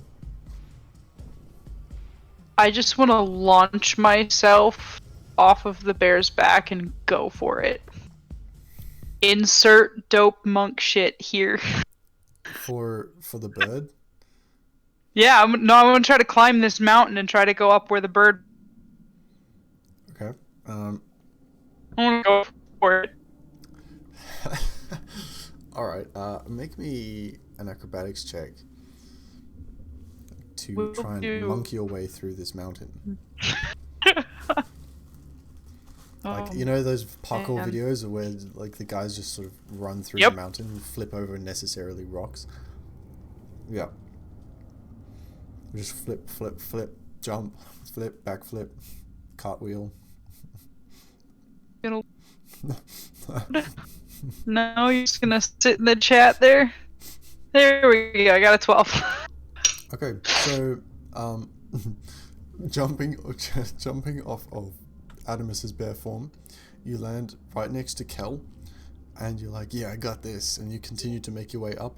And then the next step you take, you just sort of like slip in the snow and go face first, and then just shamelessly crawl your way up as much as you can. So you get about 30 feet up. I'm okay with that. That's more than half my speed. Success. Okay. Can I use my movement? That was my movement. Can I use my action to dash and keep climbing? Yeah, you can use your action to dash. Yeah, let's go. I'd say you'd get, what's your full movement speed? 50? 50!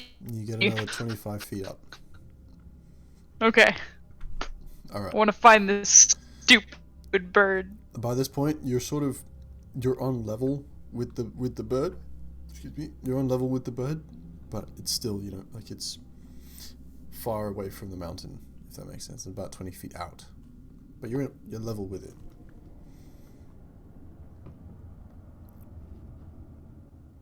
Cool. Alright, Trixie.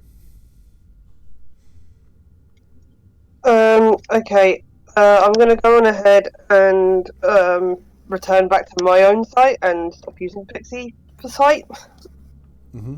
And then, if there's are there any birds still in sight or no? From what you can see, given all the disturbance in the fog, yeah, you can see straight up to the bird that tried to carry Cal off.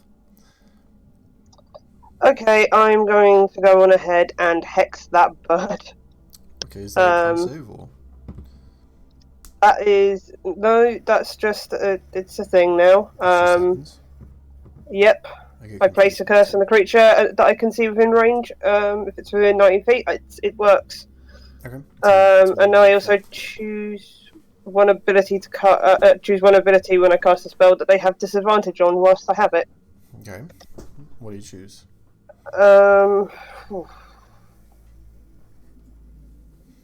Let's go on ahead and make it strength, so that it's going to be harder for people to.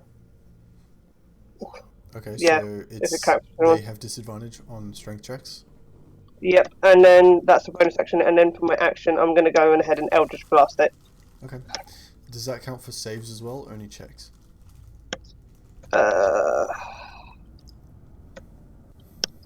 Let me double check that. Only checks. Yeah, only checks, yeah. Okay, cool.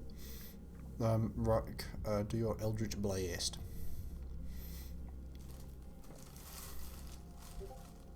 Eldritch Blast.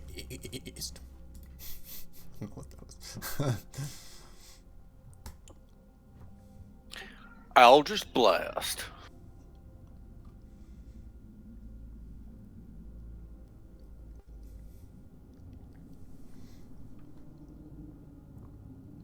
You roll in.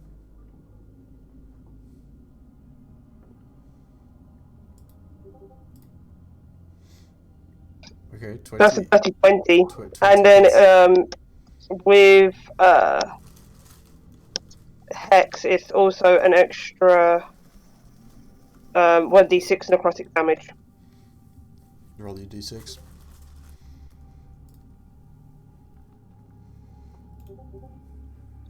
So that's a total of 6 damage on it.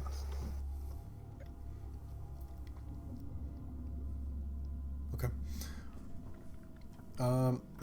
Adamus and Kel, make me a dexterity saving throw, please. Kel, you at disadvantage, considering your recent tooth cracking.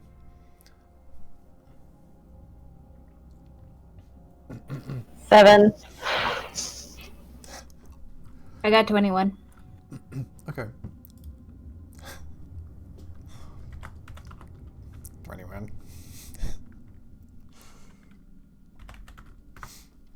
So, Trixie, as you focus your magical energy on this one bird, you hex it, and then with that connection, you focus your energy on it, blast the Eldritch Blast, and as it fires into it, this greenish, purplish ray billowing like across its chest as it smashes into it. You hear, and then you see this, like the wings fail and it starts to plummet and plummet and plummet. And then Adamus and Kel, you notice this as you look up. Kel, as Adamus sort of bare form jumps out of the way into like the snow next to it, you just kind of like, you look up just in time for it to fall on you. You're like, shit, and smashes into you and like crumples you into the rock, and you take 10 points of bludgeoning damage as it smashes into you. This bird out of the sky.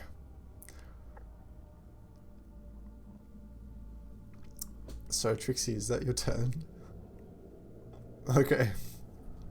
I think I've done enough damage to everyone. Hey, it worked. So that's Tarek's turn. Am I not being pulled off by the other one? Yes, you were. Because it hit me. Okay, so I'm going to look up at it, and I'm going to roar at it and use my breath weapon on it, hoping that the fire in its face will make it stop.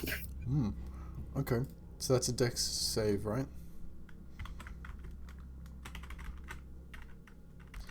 I believe it's a dex save of 11.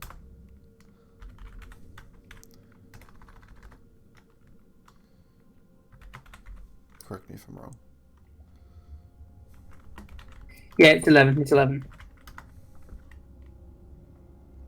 Alright, that's a 6 anyway. With disadvantage because it's currently grappled.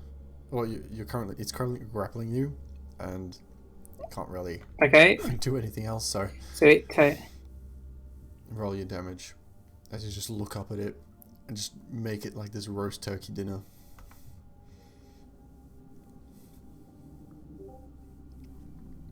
I want to roll 2d6. It's just !R space 2d6. Ooh. That's 3 points of damage. That sucks. All right. So does it let me go? No. As you let off this, that sucks, man. I'm sorry. You let off this torrent of fire. It seems to catch like a couple of the feathers on fire, but then the sheer moisture in the air and the wind blows it out, snuffs it. It just doesn't seem phased. It just looks down at you. I'm gonna bonus action try to punch its fucking stupid talon. All right, make an attack roll.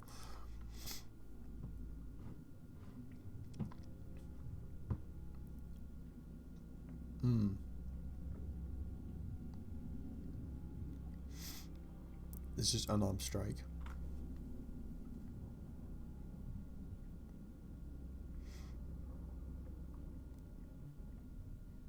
Small C, I think, or I don't actually know what the command is for attack. For if you're A. So !A, unarmed strike. There you go.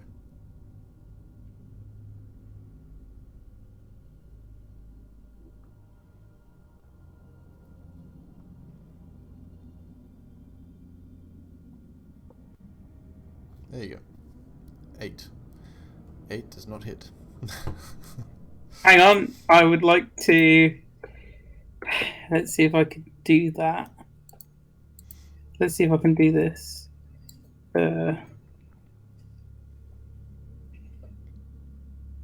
Key point. Come on, where is it?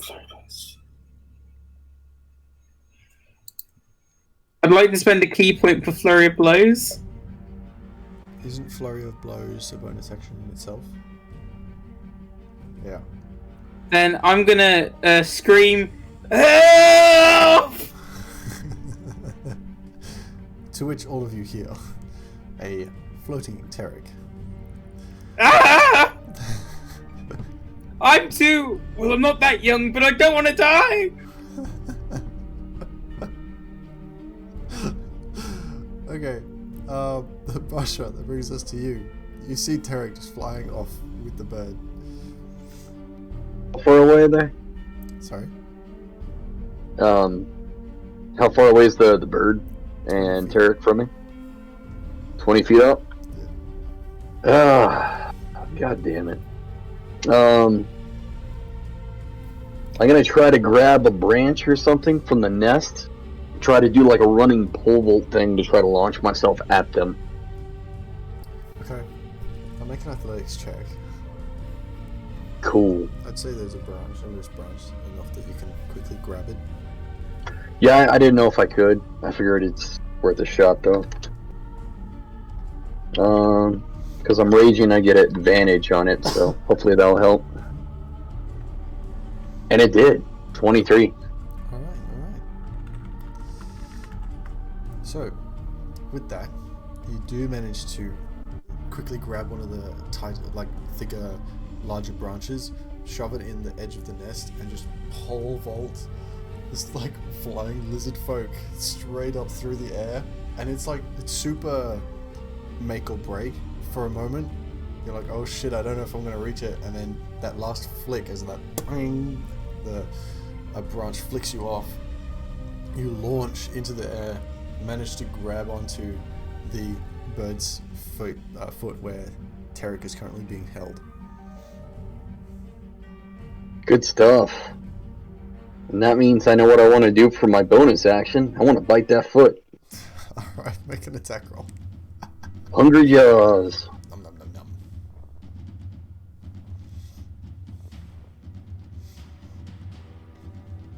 That'll do it. Yeah, 16. 10 points of piercing damage. Actually 12, because I'm raging. And are your... Never mind. All good. Okay. For the sake of that... just for the hell of it. I have something for it. Right. As you bite into it, these sharp teeth piercing through its scaly legs, you hear this, and it drops you both as it lets go. You're still I'd holding... like to use. I'd like to use my action to slow fall, please. Alright. No worries. Which is probably a good idea. Bashra, you're still holding onto the legs if you wish, but it does drop Tarek as it shrieks out in pain. Yeah. You know, I'm gonna let go. Okay. So you fall. Make a dexterity saving throw. Can I attempt to have S'more catch him? Sure. Dude, you do not want some. Alright, You can go try. ahead. He's a giant metal chicken. Come on now, give him some credit. 19? Okay. So.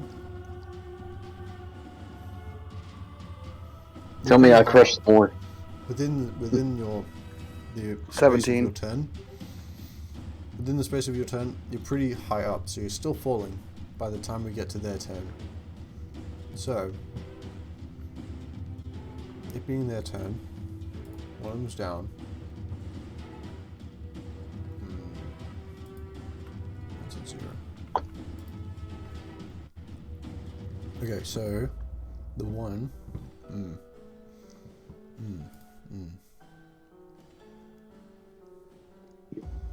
Okay. Interesting. I think.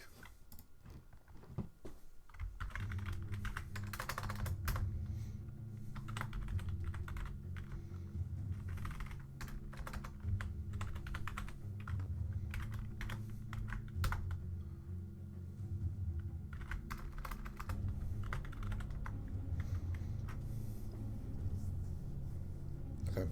Yep.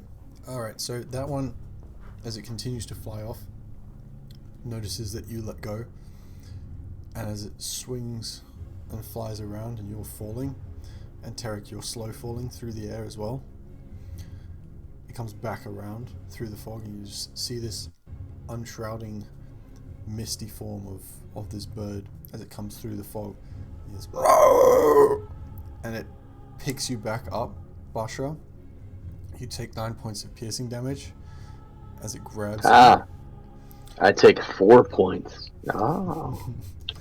And it then, as it picks you up, proceeds to bite into you with a 14. That misses. It tries to, but seemingly unable to pierce your scales with its incisors. It sort of Scaly scrapes boy. across and goes and flies upward again. You're now you're about 70 feet up in the air, grappled by Good this. times. The other one appears similarly out of the mist and swoops down and attempts to pick at you, Tarek.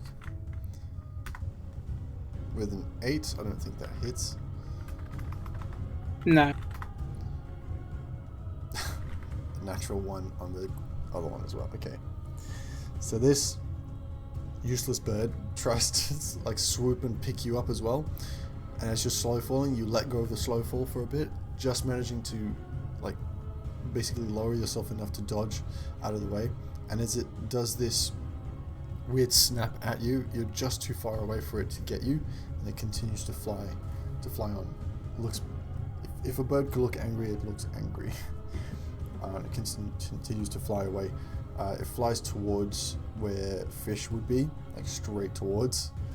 And Fish, you can see its gaze locked on you now. No.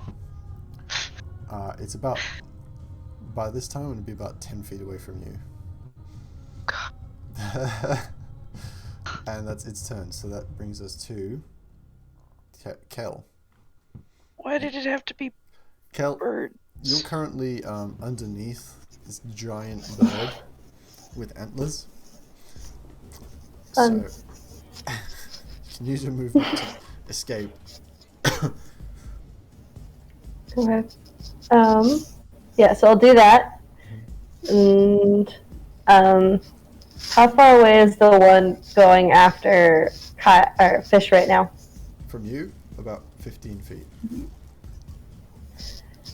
Okay. No, because Fish Check the range. Fish went further. So it'd be like Yeah. 25 feet. Okay. Thorn Whip is 30 feet. So I guess I'll attack that one with Thorn Whip. And hit So, it. does it make a strength save? Sorry. If the creature... I don't see a save in here, but that's because I'm on my phone, maybe. But it just says if the creature is large or smaller, you pull the creature up to 10 feet towards you. Thorn Whip is a range attack or melee attack, spell attack. Mm-hmm. Yeah. Range 30 feet. If it hits, piercing range, and if it's large or smaller, you pull the creature. Okay, alright. Fair enough. 19 hits. So, you hit this, you cast this Thorn Whip, and as it protrudes from the ground itself, this magic sort of swirling, the bits of rock and snow swirl across through the Thorn Whip as this like greyish Thorn Whip reaches out, grabs the ankles of this bird and pulls it towards the ground. And he hears, and Fish, you just see this like large bird as it's zooming towards you, just suddenly stop and get yanked back 10 feet down towards the earth. And you look down the mountain a little bit and you see Kel there casting the spell. See my life flash before my eyes. Yeah. And then Not as a enough bonus life. action, she'll cast Flame Blade as well. Okay. So, big fiery sword. So you got a big fiery sword now. Mm-hmm.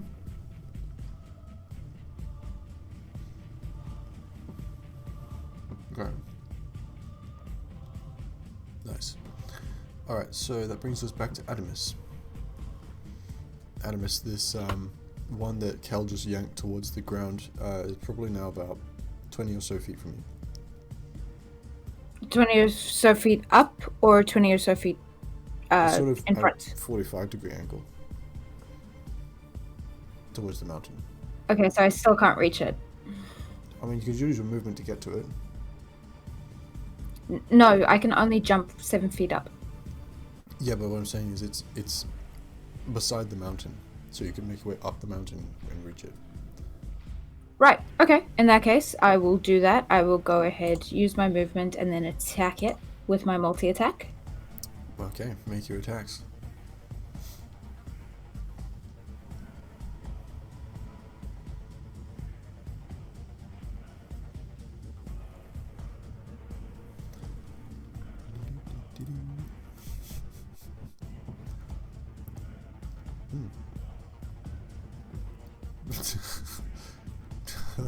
I don't know what you're casting there, but Die. Juanth. Fear the Juanth.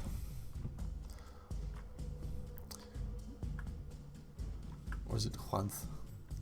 Juanth upon a time. 23 for the first, 21 for the second.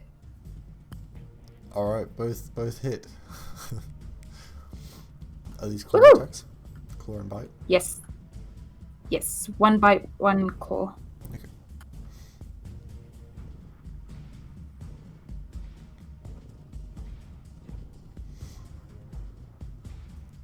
Roll your damage. 7.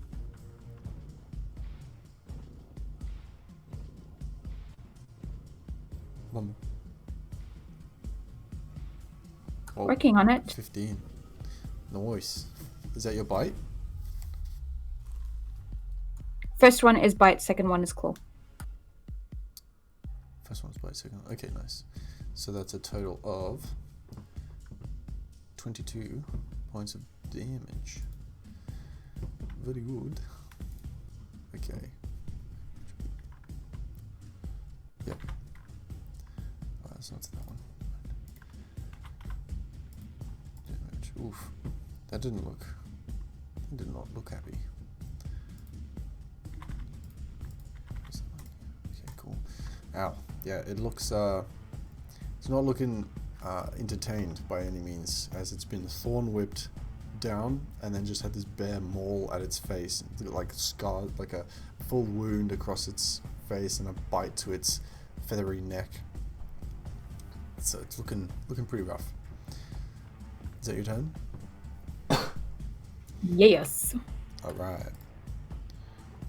So that brings us to Korva. Okay, so the bear over there that was being attacked by fish is pulled closer and is getting mauled in the face by Adamus the bear. I look up and I believe that there is another bird about 70, 80 feet away that is currently holding Bashra, correct? It's lightly obscured, yes. Lightly obscured, but I can see it. You can just see it. I cast Eldritch Blast. No, I'm just playing. I don't like my friend being carted away by a giant bird, so this may hurt him in the long run, but I'm going to pump off a magic missile at level 2, so 4 arcane rays spiral out and hopefully clip this big bird's wings. Okay. Save me, senpai. You chose not to let go.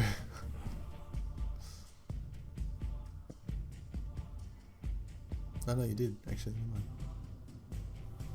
Anyway, so what's the damage? What's the damage, sir? Oh. That is a grand total. Oh, damn. That is, if I did that right, that's 17 points of damage. 17. Yeah, So, four bolts. Yeah, that's right. Alright, plus that one. Yeah, whoa. Okay, 17 points. So I learned something nifty about magic missile and some of the other stuff according to the player's handbook. You only roll once for the magic missile, and that damage is applied to every single magic missile that's cast. Oh, I've always rolled the I know. D4s, but yeah, so it's up to it's up to the DM. So I mean, that's even. I mean, for 4 bolts, it would actually favor me more by doing the taking off my custom roll, but it's up to the DM. Yeah, I had it happen yesterday, and it's the only reason I know. And they're like, nah, according to the rules. So that's either. I mean, honestly, that's what 17 versus 20. 20 for the original roll, 17 versus my custom roll. DM, your play. I'll just take the 17. It's just for now. That's easier. But next time. Yep. Next time, if you want to, we'll go that. Just take the standard then, like whatever you roll in the spell. Then that's Okay. We'll do that. So yeah, it's 17 points of damage to the big bird. All right. As the magic missiles fly off, these piercing rays shoot through the fog, clearing like little puffs of puff circles as it shoots through, hits this bird and like pierces through a bunch of its wings. It looks like it stumbles and looks like it's having a little bit more trouble balancing, but it's still in flight. Bashra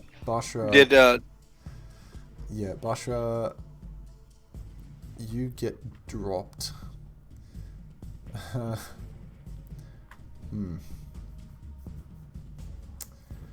Yeah. Any chance I can use my reaction to not drop? I'd allow it. Make a dexterity saving throw. Okay. Worth a shot. Eat that bird's face. All right. So what are you attempting to grab it? Yeah, I'm gonna. If it lets go of me, I'm gonna try to grab onto something above its legs and basically hold myself on it. All right. Well, as it gets bombarded by these magic missiles, it definitely drops you with a screech, and you manage to quickly grab onto its sort of scaly leg there. Would I be able to use a reaction here? To do what? Or to cast Feather Falling on Bashra? Technically yes, but he's not falling. Just so he feels more comfortable doing so. There's no way I would know that you're doing that, to be honest. And if he's I don't know Plink's location, but I believe Featherfall has a range of only 60 feet. Correct me if I'm wrong, but yeah. Yeah, I think it's only 60. You're right. Yeah, so he was at least 70, 80 feet away from Korribar, so I don't know where Plink is located, though. Yeah, he'd be too far. Alright, no problem. Okay. Alright, so... Where's the shot? Is that your turn, Korribar?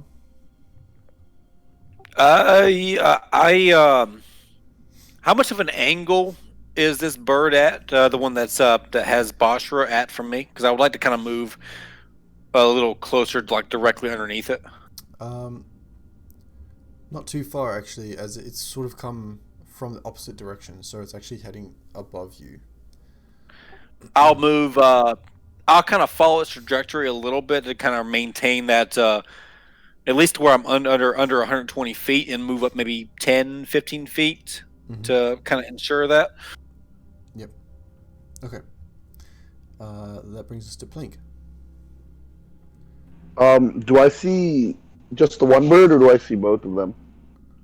From where you are, you see both of them because of the magic missile.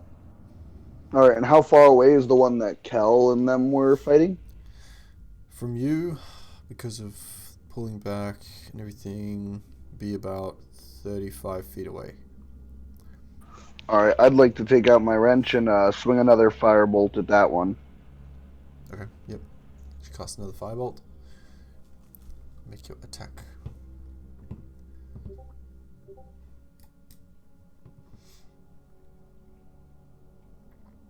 It was a 9. 9 does not hit, as the firebolt sort of shoots off into the distance. Yeah, alright. That's fair. Is that your turn? You got someone else? No, I think that's just my turn. Okay. Unfortunate. So, fish. Trixie, you're on deck. How far below me is this bird that Kel has grabbed? This would be now 20 feet. I'd like to jump on top of it using slow fall as my reaction. Alright. Yep. Sure, I'll allow it. Make a dexterity saving throw. Well, this would be... I'd say this would be an athletics check, to be honest. Okay.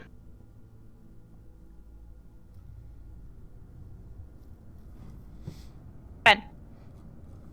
10? Yeah. Given the fact that it's thorn whipped, I'd say you do manage to make it on top of its head. Sort of like take a running leap off the side of one of these the small outcroppings of rock in the mountain. It's a bit uneven. You leap off and you just manage to, like, as this bear has grabbed into its neck and is busy tearing it apart, you just like land on top of it. Like, you don't land gracefully, it's just kind of like you and start rolling down its back. I take it that is my action then? That can be your movement. Like, grab back feathers and then just head right to the back of its head. Headbutt the neck. Yes. Alright, make Just an like attack roll. slam it with my bald goblin head. Make an attack roll. Okay.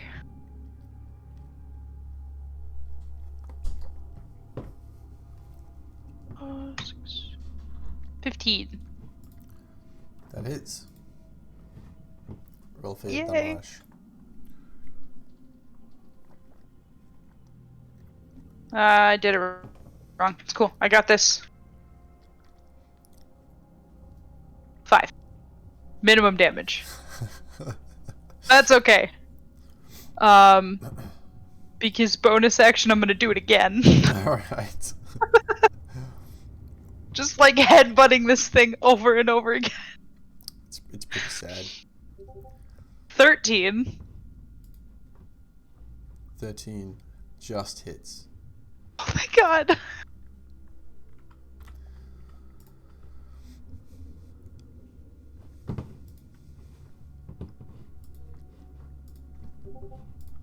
Eight damage.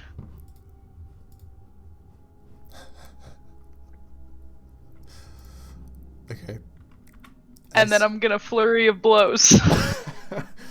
So as you like tumble and like land on its head and start tumbling down on the back of it, you grab the feathers and just without hesitation you just whack with your head.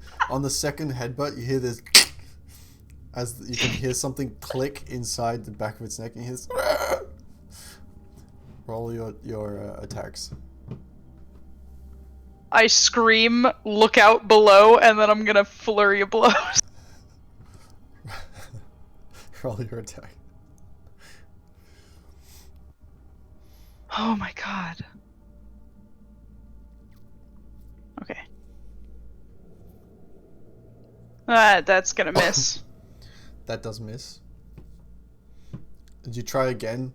Your head like, And that one does too. Your head hits directly into like the hard muscle on the side. Ow! It just sort of hurts you more than it hurts it. And then I miss with the last one too. Alright. Same thing. And then I'm just gonna dig in deep to its feathers and just hold on tight. This is your oh shit moment. Like, oh, my head hurts. Alright, that brings us to Trixie.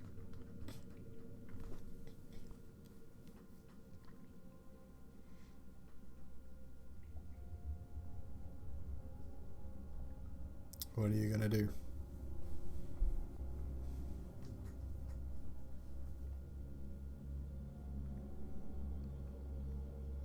Technical difficulty. To be the day. Eldritch blasting again. Okay. Eldritch Blast.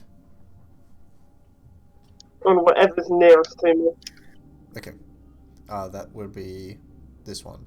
that's that's Fish is on.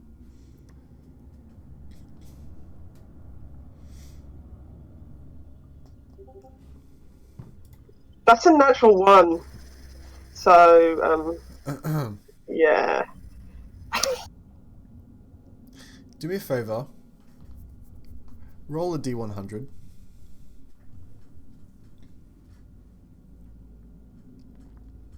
Oh no. I don't want to. Oh no. I don't like the sound of that.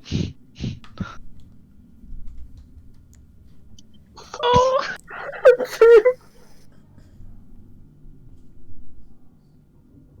How did you manage that? Really? You got a... It's a D100. You got 2. Alright.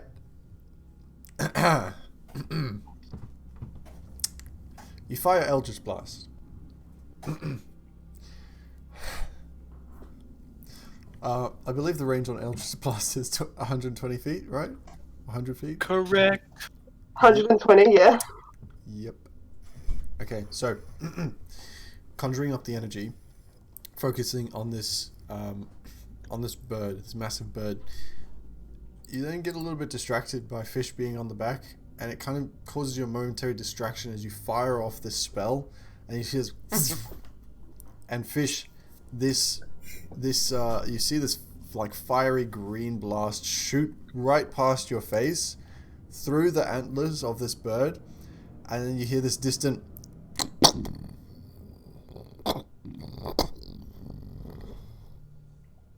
And like the entire valley that you're in seems to echo. Oh no! Is that your turn? Let's be honest. No. Oh no! Alright, chicken, time to run. I just to make this worse, but being honest, there is also the hex damage. Do you want me to roll that as well? No, it's all good. I can see this as all like the entire party has like a Looney Tunes moment. Like we watched Eldritch Blast go off and then like a poof in the distance, and it's like, oh shit. Yep. Pretty much. Pretty much. So, is that your turn, Trixie? I'm just gonna start backing up.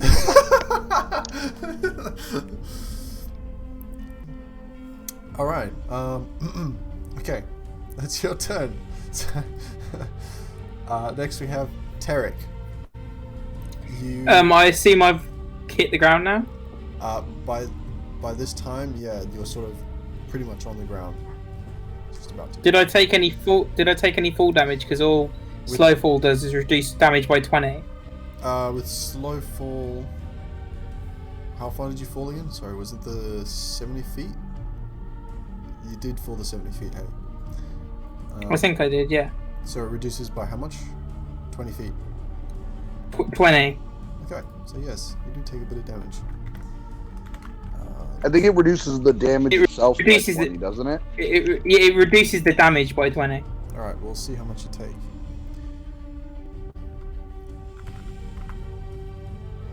Wow. Key Okay. fish. I rolled terribly. You take no damage as you touch the ground like a Tinkerbell. I do a superhero landing. Slowly. Very But slowly. that's so bad for the joints. Your poor knees. Yeah, but if it's gracefully like a flower, it's fine. And then I stand up. And I imagine I hit the ground as the Eldritch Blast goes off. Yeah, and kind of. I've also just had time to react to Bayshra just jumping at it when I said don't attack. Yeah. And I'm just looking around like, if I just not, I'm regretting my life choices. Welcome to And our I'm gonna party. pull out a dart and be like, fuck it. And I'm gonna throw a dart at the closest one to me. That would be the one with Fish on the back, grappled by the I'm just thorn. gonna go live. And at this point, it's like, fuck it. If I die, I die.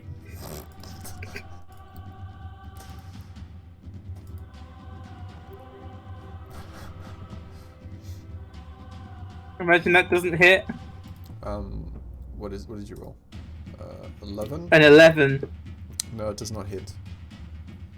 You would Can I? With my technically have advantage though. Or yeah, given how many people Okay, are I'll on roll this thing. And the fact that that fish is currently on the back of this that hits. All right. So, Yeah, 7 points of damage. seeing all this, you're just saying, "Fuck it." You throw this dart, and you hear the as it pierces through the fog, the moisture in the air, and you hear this.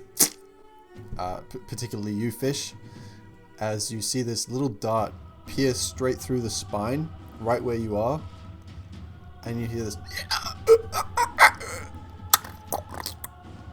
and then the whole body goes limp and starts to plummet to the ground and just hits the ground. Fish, I'd like you to make a dexterity saving throw. Okay, because I already used my reaction this round. Yeah. If Adamus is there, I don't know if I would be able to have a reaction to help. Not really. Not with where he's situated. 24! You easily like backflip, do the whole like swan backflip dive, like land on the ground, like actually on top of Kel's shoulders as Kel like steps to the side. I look down and I say, "Where's Bashra? I need to show off."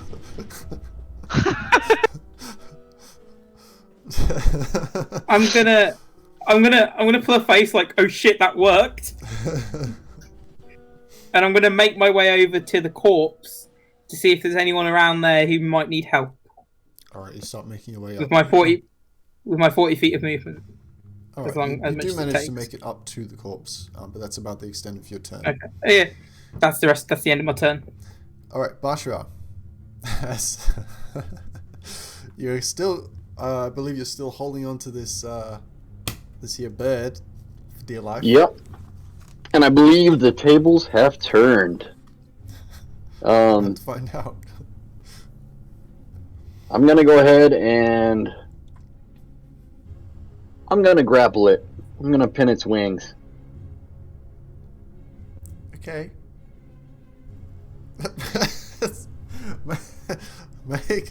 make 2 athletics Basically, checks it's the for me, suplex. please. One cool. athletics check is to go against the sheer force of the wind as it's busy making its ascent, and the second is to actually pull its wings in. Oh my 23 God. and 20. God damn, it loves you tonight. I know, right? Fucking, dude, I'm telling you, Avery she's thirsty. She likes her some Bashra. Stop dating the dice roller. All right. She always puts He's out. riding. I will tell you. So I'm gonna do a bonus action and bite her, since it gives me temporary hit points. All right. Yep. So you managed to grapple your way up. You feel the of the wind like pushing against your scales as the slight what's the word? Aeronautics of your scales pushes all the wind off as you streamline up its feathers, grasping, and then getting the edges of its wings, slowly pulling it in a little bit, and you can feel the resistance until like just sort of the half of them are flapping enough to keep stability, and then you sort of let go and let the wind take you to the point where you slide your like your giant claws across its would be like the cartilage bone of the edges of the wings, combining the force and pulling them inwards until it cannot fly. Trying to bite it though, as you start descending, you go to do a bite, and as you do, it starts to lose momentum and falls, and so you like bite, and then it's kind of like it drops as you try and bite. You're like and just end up catching a bunch of air. That's right. But you're not plummeting. On my way down in Draconic, I'm gonna I'm gonna be screaming the watch out, watch out, watch out all the way down. Alright, you start falling. Man, There's a lot of there's a lot of. I basic imagine we should rules. be able to fall the entire 80 feet, I think. I'm looking up fall time. Oh, full time's instantaneous usually. Yeah, but there's a certain amount of falling, like distance that you fall. Are you talking about for damage? No, I'm talking about the speed that you fall at per turn. You'll max out at 120 feet. At the end of it doesn't tell you how fast. Okay, that's fine. We'll just say you haven't reached the bottom by the end of your turn yet. Okay. Okay, so that brings us to its turn. Fortunately for it, it's going to try and break your grapple. Now we've got to remember, this is the one that was affected by Hex. So it's going to make an athletics check. Make a contested athletics check, please. I'm good with that. But you? You're probably going to beat it. They've rolled the same thing twice. Oh my gosh. 20. No. Actually, terrible. 14. I rolled 7 believe twice. It goes in favor of the defender, so that would be it. It rolled exactly the same. So Did you remove the thing for Hex? what does the hex do again? Gives it. Disadvantage. Wait. I did the It's just disadvantage. Yeah, I did the it rolled 11 twice plus its strength. Okay. Got 14. So it manages to break away from your claws. You're just sort of barely hanging on, clinging onto the back of the bird as it starts to plummet, and it picks itself up again, about 20 feet from the ground there, and it sort of does the whole swoop, just missing the ground, curves back up. But you notice it seems a little startled. It sort of tries to shake you, but it seems to have one ear flick up at that echo through the valley, and it is and starts to curve to the right towards the nest and beyond. It's going to use its full action and movement. Oh, well, movement, considering it broke the grapple, to make its way out. That one's dead. It's the only one left standing. Okay. That's its turn. Alright, so that brings us to... Who's the last one? Kel? No? Forget. Yeah, Cal. Yeah. Everything is dead except for the one flying away. Correct. You can't see it. Cool. She is going to notice the very bad rumble and run off away from the rumble. So if she's on the mountain, she's running down it. You are sprinting. Full dash. Full dash. Wow. So Trying to catch she'll yourself on the snow and uncast everything. Flame Blade and, yeah. Okay. The flame blade, as you're running down, the flame blade is helping to melt some of the snow that's in the way, just excess. Just sort of carving a path through. It kind of looks cool from Trixie and Koravar's perspective down on the ground there at the base of in the valley, because it's just like this carving of steam coming through the mountain. And I believe Fish is on your shoulders too. Yeah, I'm just hanging on for dear life as you're sprinting down the mountain, holding oh to the god! hair, yeah. Okay, we're moving now! Not as stable as the backpack. No. Alright, so you're just gonna move? Action dash. Yeah, I've noticed I have 5 hit points. I'm not surviving an actual avalanche, so I'm just going to run. Alright. Alright. Which brings us to the top of the round. So, as you're sprinting, you're carving this path of steam with the flame blade through the snow, down the mountain, Adamus, you like just over the corpse of this bird, with Tarek at the base of it. You guys hear again a louder, more thunders.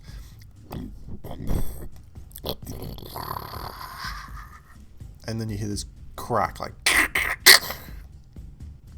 and then you feel this rumble in the ground, and you get the sense that something's coming.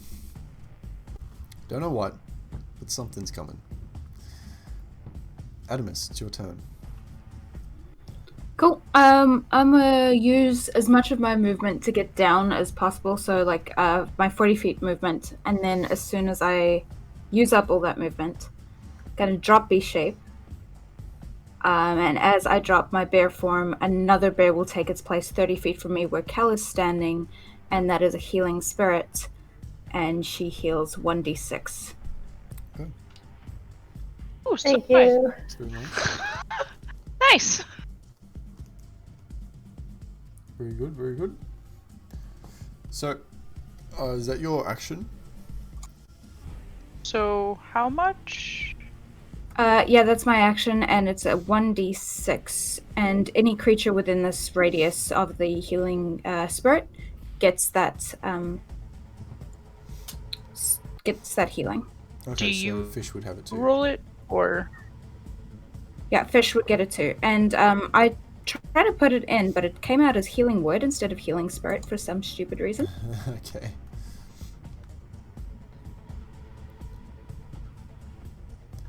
Maybe you have to roll it manually. I think you're gonna It did have it to- twice. Yeah, just roll it manually.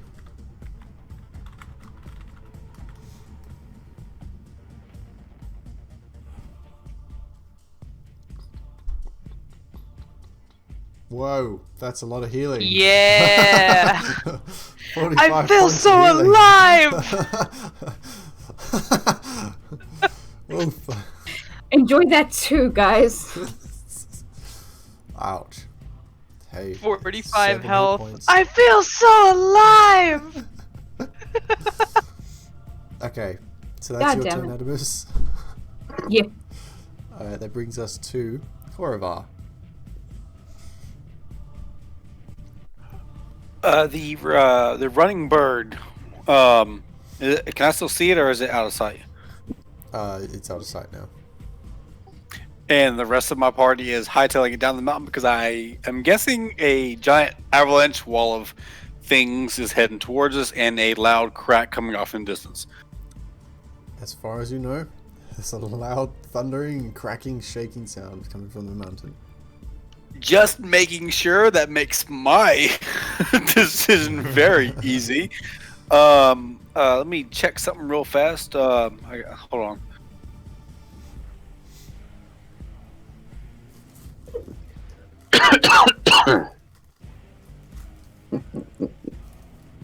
Cool. We're all heading down the mountain. I'm going to adjust density on myself. I'm actually going to reduce my weight by half to give myself an extra 10 foot of movement, and I'm going to skedaddle the mountain. Alright. Okay.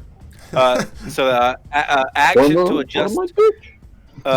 adjust density on myself, so that reduces my weight, but I move an extra 40 feet, or an extra 10 feet, so a total of 40 feet. Okay, so you start booking it. Alright, back to basically where you guys are. Yeah, but this the point of this is that this does last until the end of my next turn, so my movement lasts an extra 10 feet to the end of my next turn. Okay, no worries. 1 second, I'm just gonna...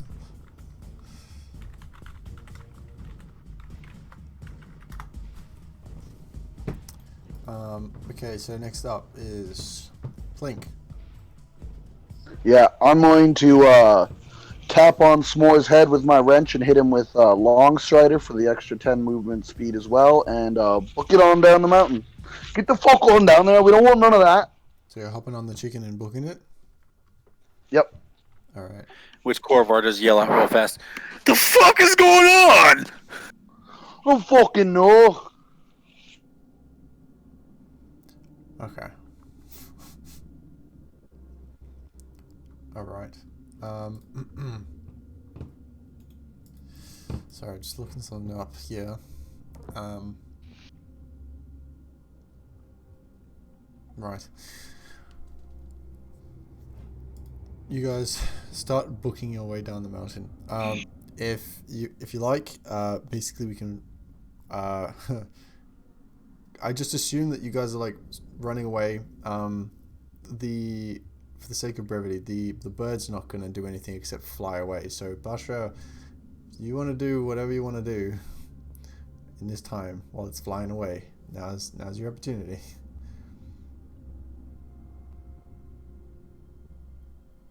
The only thing I want to do is just ask Trixie, the fuck did you hit? I have no fucking clue. I would like to try to make an animal handling check. Oh my god. Make an animal handling check at disadvantage. Well, That's pretty much what I thought. I'm gonna hop off of Kel and just like stand on the ground in this little bear circle, look up in the sky and scream out loud and telepathically, Basra, please come back! Basra, you do not hear this. Yeah, I didn't think I would. Even with the telepathy. Yeah, because it's only like within 30 feet, I think. This was an extended range, but still, at the rate of flight from the bird, there's no way you're hearing it. Yeah, dude, no, he didn't care. He's kind of like patted on the head, and it's like it's not having anything. It's not having it. All right. Well, I guess to go for option B, I'm gonna bite its neck. All right. Make a bite attack for me. Did we see which direction the bird flew off? I think Tarek would have. Korvar actually would have. Yeah. Back to the nest. Which was up the mountain, correct? Which is up the mountain, correct? Yeah, I'll deal another 10 damage to its neck because it didn't listen to what I wanted. Okay. Give me 3 more. Yeah. It drops you. It drops me? Is that what you want? Because you were on I'm fine with that. Back basically, yeah. So it just kind of shakes you off. It screeches, but it throws you off basically. Yeah, that's perfectly fine. Now that I'm off, I'm gonna try to find out where the hell everybody went. Make me a dexterity saving throw. In this time, the rest of you, I assume, are just sprinting. Any creature who starts their turn within the healing spirit radius gets healed again, and anyone who enters its radius gets healed immediately as well. So, does it you guys keep up? Yep. So I use my bonus action to move it as it can move up to 30 feet as my bonus action every turn. Okay. So yeah, it can keep up. And it can heal up to 5 times. So it's healed once. So you guys can get an additional 4d6. I'd say for the sake of this, Kel and Fish can take the full 5 rounds or 5 times of healing. Tarek and Korvar, if you're sprinting as well alongside this, you'd take 3 rounds of those healings. Okay. Cool. Same for you, Plink. Full health wizard. I'm full health, so that's only if you're keeping up with the spirit. Unless you want to just keep booking it down the mountain, then you wouldn't really get any healing. Maybe once. I'm probably going to book it and take the 1. Okay. While we're running down, the other thing I want to say is, just as we're running, just kind of breathlessly, I don't think this is the way we came last time. Do you want to stop and fucking argue with that back there? I'm still running. Fish is highly hesitant to leave without Bashra, and he just keeps like screaming and crying, Bashra, come back! Both telepathically and out loud. He's just screaming it, looking up the mountain because he has no idea where he is. He's Baby, in a come better back. place now. I'll Baby, put come you in a better place. I'm And he like fine. glares at the old man. He's fine. Don't worry, I I'll mean- get you a new lizard folk. I want They're like Bashra. $5 at the store, right? Hey. I was making a joke. All right. Maybe. So Basha, you Yeah. fall and land smack into the mountain. Fortunately for you, you land into a I can massive take it. patch of snow. So you only take 4 points of bludgeoning damage from the fall, thanks to the snow. I'll get him. And whatever rumblings that were going on before, you can't feel any. You can hear it. By this point, you can all hear the massive, thundering, rolling sound. And you guys are having to shout, like really shout, to hear each other, because this sound is it's echoing and it's loud throughout the entire valley. And as you look back, the fog is clearing now. And it's clearing in a weird way as you like glance back from running, slipping sometimes, and like slipping on gravel and trying not to sprain your ankle as you sprint down just this like massive slope of mountain, not regarding the path at all, just kind of making your way down. Glancing back occasionally, you can see the fog rolling upwards, which is very strange for fog. None of you have seen this phenomenon before, as it sort of wind sweeps upwards, and it looks like this massive curtain of fog that blows straight upwards into the air. The clouds themselves seem to part a little bit as this fog breaches the top of them.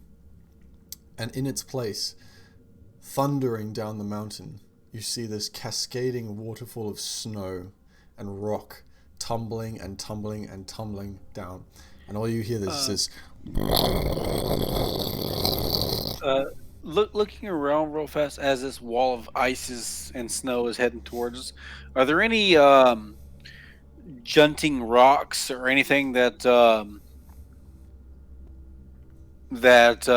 we can kind of duck under? Anything that would kind of serve as like a snow coming off and moving, almost like a waterfall over us? Make a perception check.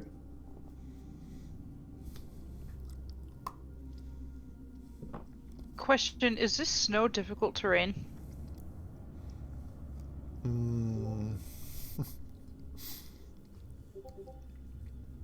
It's not really, not at the moment. You guys are heading down the mountain, so it's, it gets better. It's just really gravelly and dangerous, I guess. I just wanted to see if I could use my ring of water walking to run on top of the snow. That's a good old 11 for that perception. I see.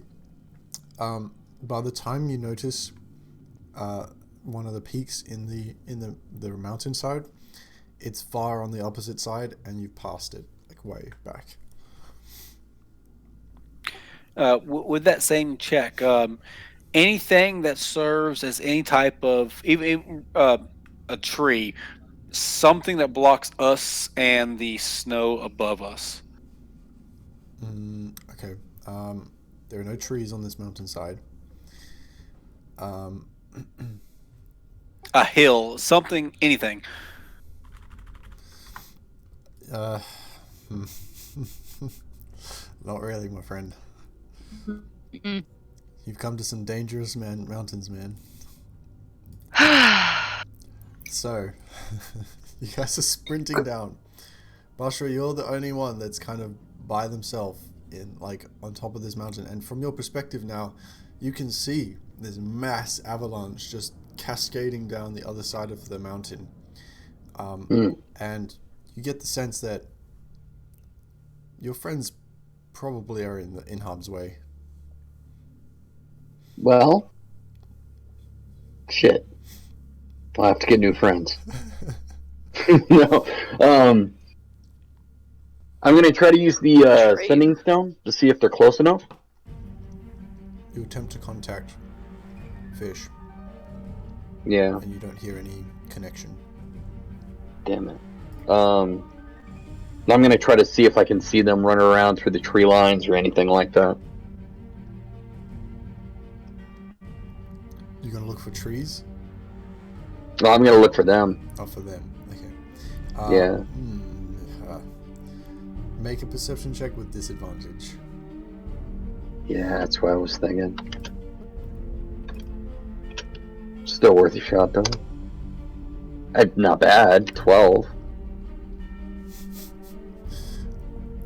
From your perspective, the fog has lifted, fortunately, because of this force, and you can just see little black dots in the far distance, probably a kilometer away at this stage, just sprinting down the mountainside, flailing, panicking. Tarek? With Oh, my shit. speed. Yeah. Sorry, go ahead. What's that? I was just asking, since I booked it with the healing from the bear, would I take the lowest roll or just the first one? Just take 5. Okay, thanks. With my speed, do I think that I could make it to the side of this instead of staying in front of it? Make an intelligence check.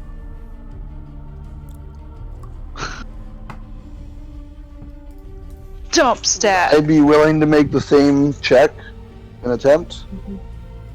A 9. Yeah, seems doable. DM, would you allow me to make the same check? Yep.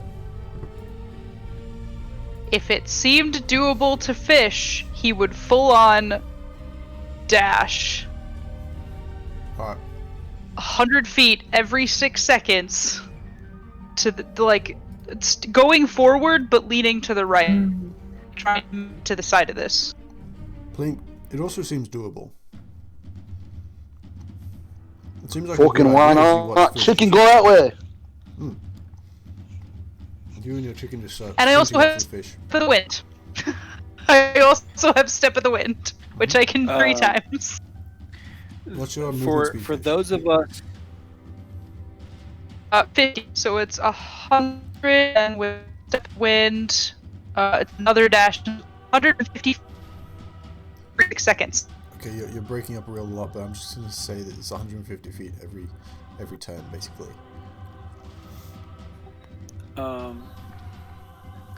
For those of us that don't have extra monk rogue abilities and everything, I yell out, "Brace me!" As I tap into the that little mode of energy inside of me, and I channel everything I have: rage, sorrow, fear, pain, everything, and I cast the greatest extent possible anti-gravity sphere, and I want to almost like Avatar bend this snow, this avalanche over me and whoever else is near me to kind of brace ourselves against the wall of snow. Okay. I would like to follow Fish's initiative and use Step of the Wind 4 times and move 120 feet each movement. Just dashing. I use all my key points, but it's worth it. Oh yeah, Maybe. you just bolt off. 150 feet every 6 seconds. It's 120 feet for me, but Oh god. I gotta do some math. I can do it 4 times, whereas you can only do it 3 though, to be fair. Just screaming for Bashra the whole time. Mentally and physically. Quick question. What's all your max HPs? Probably not feel enough like to we should survive just- an avalanche. Type those. I think it's actually in 26. It's in the initiative. I'm on 21 at DM. the moment, If you though. pull up the last Yeah, initiative, it's yeah. all of Usually our max everyone's. HPs are I've got it initiative. in the initiative thing. Yeah. Hang on. Alright. 39, 33, Yeah, I guess 39, we'll- 32, 31, 26, 48, or 46, 28. Okay. Alright. Oh. A 2 Well, I'm on glad I'm not in the 100. avalanche. A 2. Okay. So, Idea? here's what happens.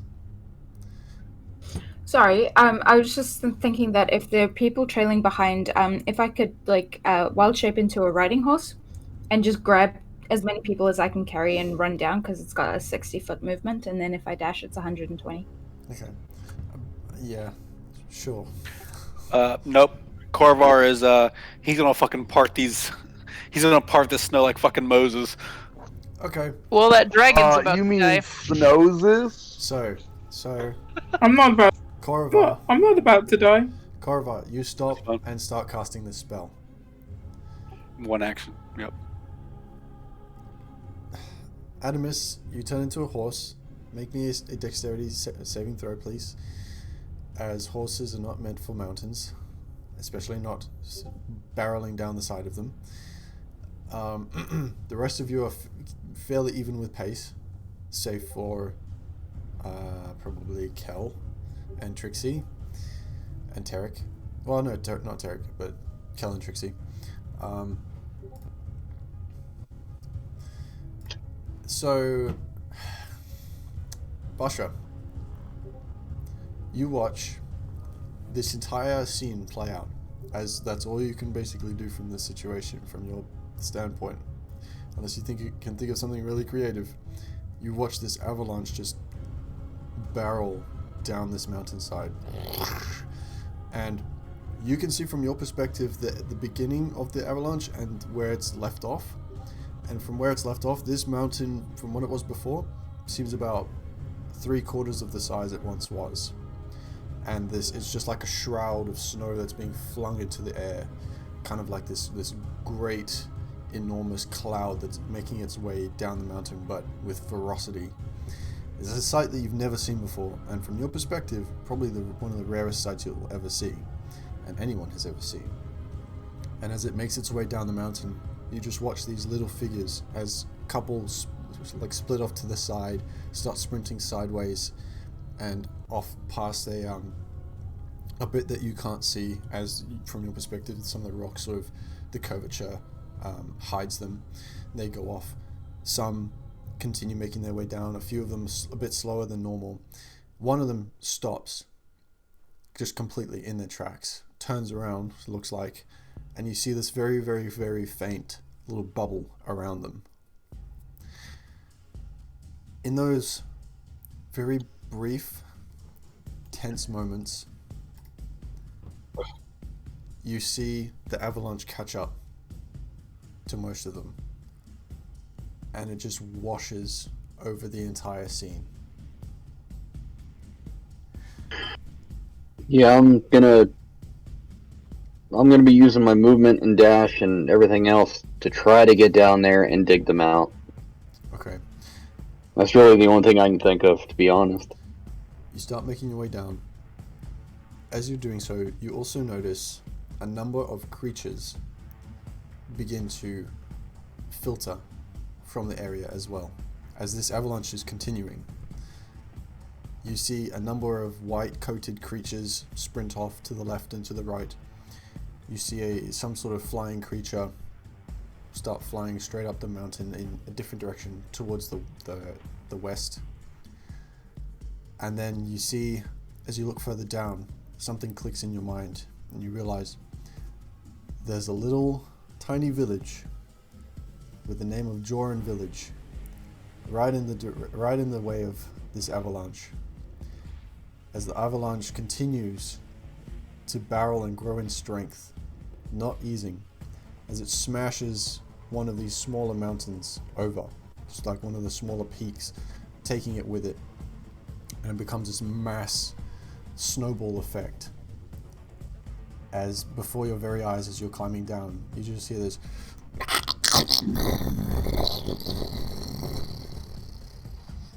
as cracking ice and rock and destruction seem to start to settle, but echo continuously for a good few minutes through the entire valley. Joran Village completely, totally covered in snow, not to be seen from your perspective. You continue to make your way down. The rest of you, during rewinding a little bit, enacting what he sees. Karvar, I would like you to make... Now, from what I understand, are you drawing on what we talked about? Everything Corvar has for self-preservation. Okay. Okay. I want you to make me a... I'd like you to make me an Arcana check, please.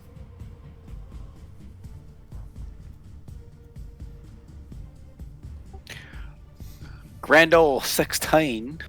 Alright. So, you being the first person this avalanche impacts, I'm right behind him. You I did say that I was. I did Yeah, say I did- whoever I did say whoever was near me brace me. So I did say that. Trixie, you stopped? Yep. And Kel? Yeah, I ran past Yeah. to pick up as many people as I could carry. I don't know who jumped on. Just depends. Trixie, you said you stopped, so you're with Corvar. Kel, did you stop? I think she probably would have gone with Adamas if she could. Okay, so you hop on Adamus. Hey, me and you, Trixie, ride or die. Adamus, fortunately, you succeed your dexterity saving throw, so you do not barrel yourself down the mountain haphazardly or breaking any legs or hooves. With Kel on your back as well. But Corvar and Trixie, I'd like you to make wisdom saving throws, please. Awesome. Wait, me make wisdom save? No. Before Terry. Okay, just making sure. Fucking 21.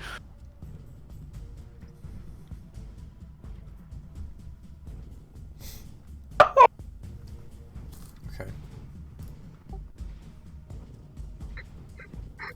it's time for me to bring up that new character sheet. Well, she is Here right lies behind the me. green tiefling, he- killed by his own Trixie, stupidity. Trixie is right behind Corvar, so it'll be fun. Roll something here. You don't need to roll DM. It's okay. Yeah, this was a learning experience, DM. We've all learned. It's all right now. I learned nothing. Don't tell him.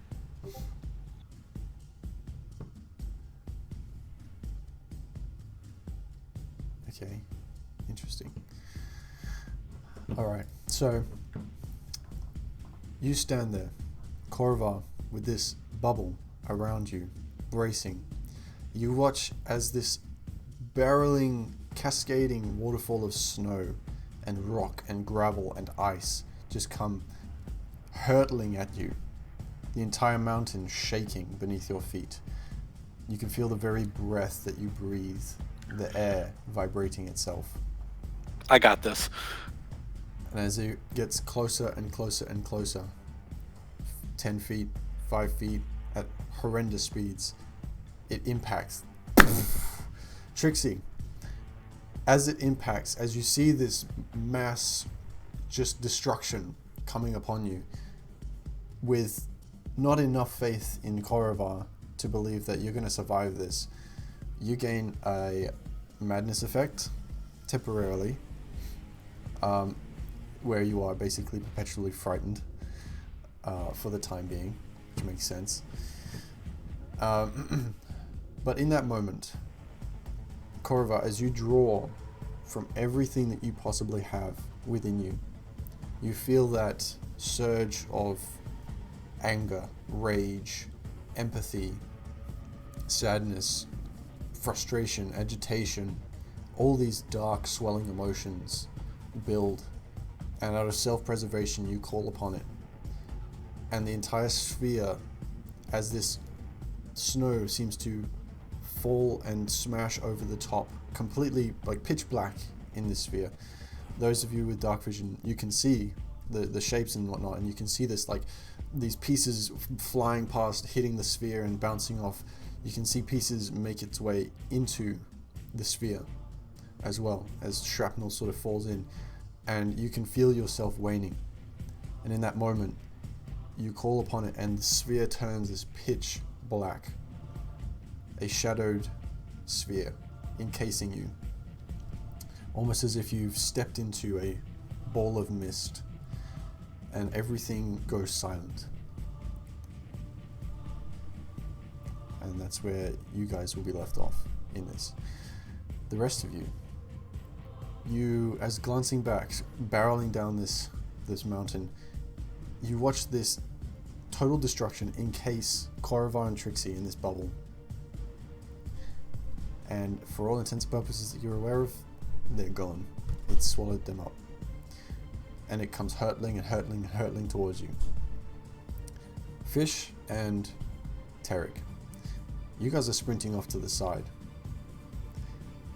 And unfortunately, you just miscalculated how far and how fast you can run within the time frame. Had you started sprinting and using your abilities sooner, you might have made it. But in that moment of, oh shit, your life flashes before your eyes as this giant wall of ice and stone and gravel hit you, taking you with it. Eventually, not too far after, the rest of you get swallowed and torn and thrown about as well, getting swallowed up and swallowed within this avalanche.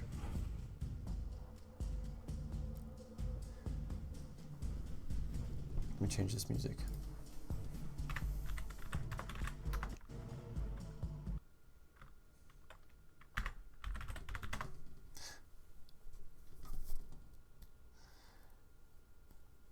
Basha, you continue to make your way down, and it takes you a good 20 minutes before you reach the last place that you think you saw any of your companions.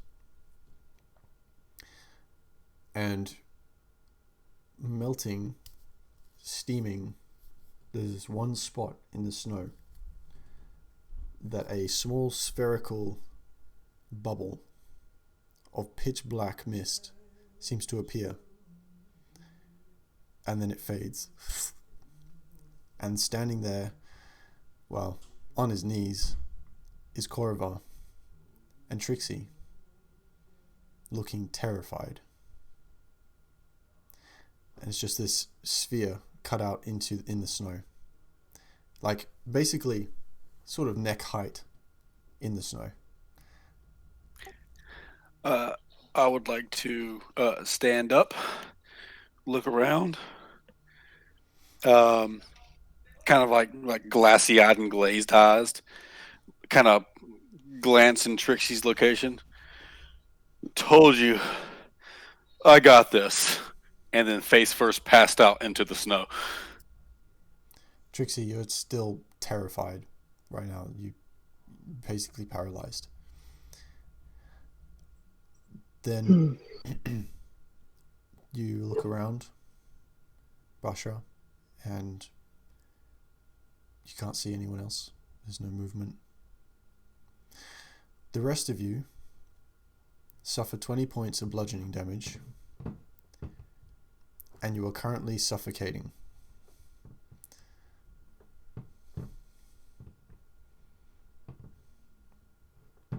I don't like that one bit.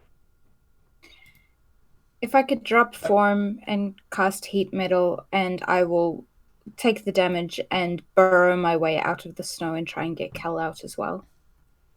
Because I think he's the only one near me. Is heat metal does it require somatic components?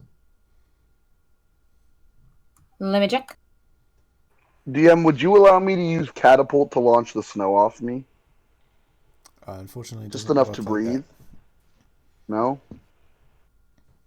The entire buried. The entire time buried in the snow, Fish is just crying and screaming Bashra telepathically. Eventually, Bashra, you do pick this up. Is there any way I can tell? Sorry. I was going to try to figure out if it was getting stronger in one direction or the other, like clear. Unfortunately, telepathy doesn't work that way. Yeah, I didn't think so. You just hear this little goblin crying in your head. I am going to try to use survival or perception or anything I can possibly can to find fish and start digging. I'm going to try and... I want to try and dig my way out, but also get fish with me. If they're anywhere near me. I was several feet in front of you. I would like all of you who wish to get out of the snow to make an athletics check, please. Motherfucker. And DM, don't do that to me, no. Can you please tell me, all those that are buried in the snow, what your constitution modifiers are? Okay, so first off, yes, it does require somatic components. So that's not possible then. Okay. Constitution modifiers +4. Cal got a 7 athletics check, and her constitution is +2. Cal, you're extremely crackly. So she got a 7 athletics check. Yep. And a +2 con mod. I got a 2 athletics check and my con mod is +1. I got a 22. I got a fucking 1. And my con is +2.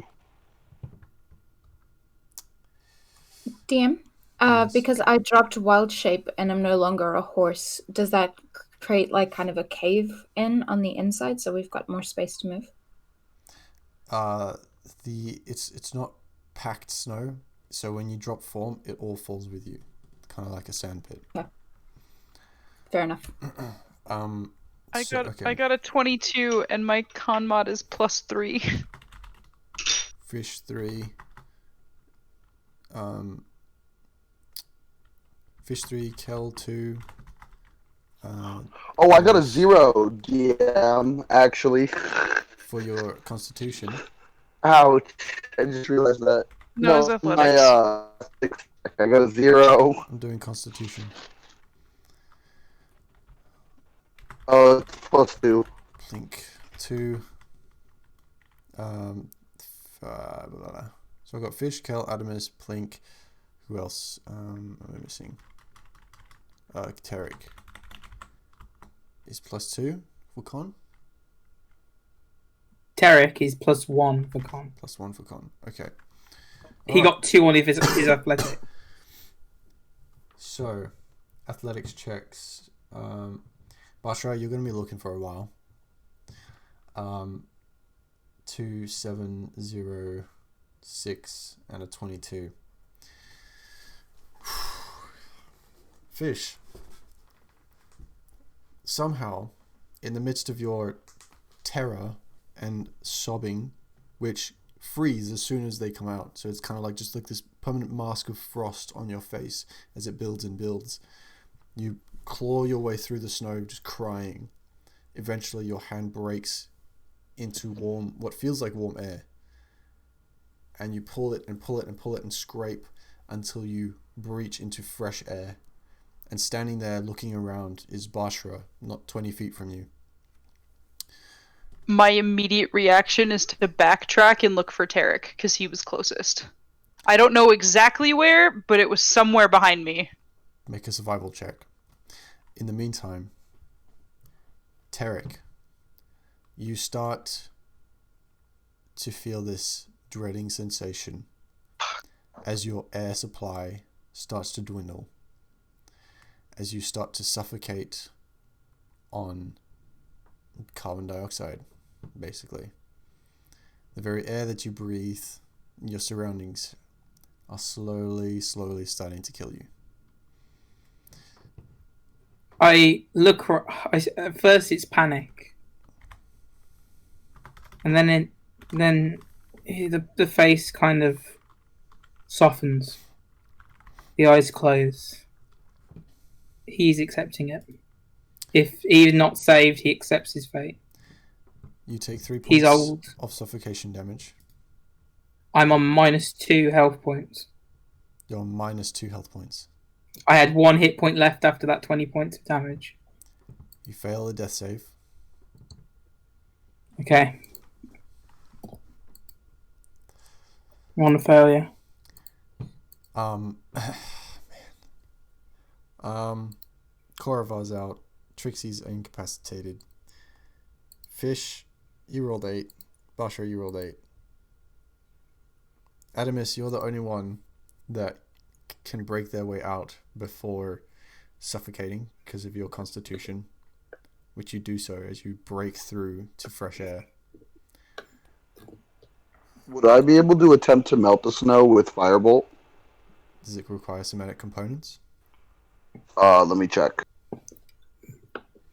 And bear in mind, if it requires verbal components, you'll be wasting oxygen.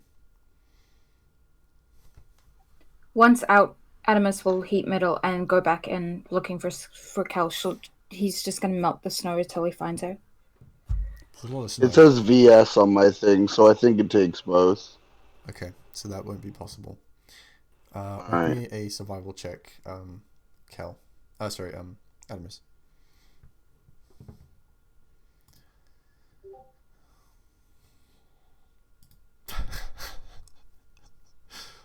Oh man, I was not expecting Revival. this. 22. So, Kel, you take 3 points of suffocation damage as you start choking and choking and choking. And just as the light and the warmth of your body starts to grow colder and colder, you feel this unnatural warmth pass over you. And at first, you think perhaps death has arrived. But just then you feel this cold, clamping sensation on your arm, and you are pulled, painfully so, out of the snow. And you are beat on the chest somewhat until you cough and you fresh air, and you're awake to Adamus's blank face. I am immediately going to have my healing spirit summoned back. Mm-hmm. So roll for that. Whoever can come into the radius and benefit from it as well. I'd keep searching for Tarek. Tarek, you fail another death saving throw as you continue to suffocate. That's fair. He's not fighting it. He's accepted it at this point. Your body starts to violently shake within the snow as you convulse into hypothermia and suffocation. All My I can mind do is is one keep looking place. for him, man. Adamus, do you want to keep searching? Yes.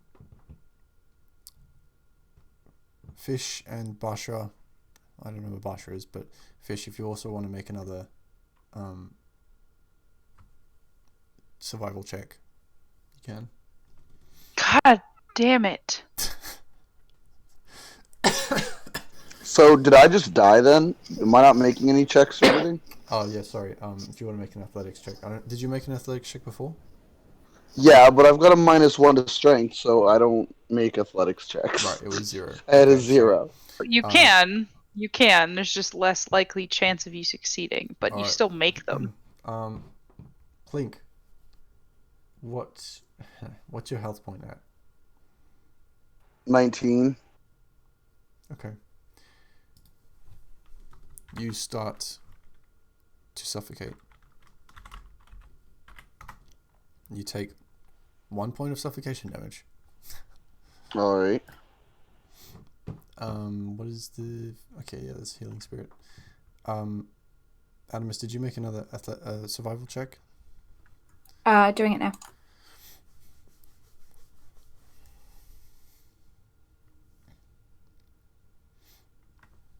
$14. Keep looking.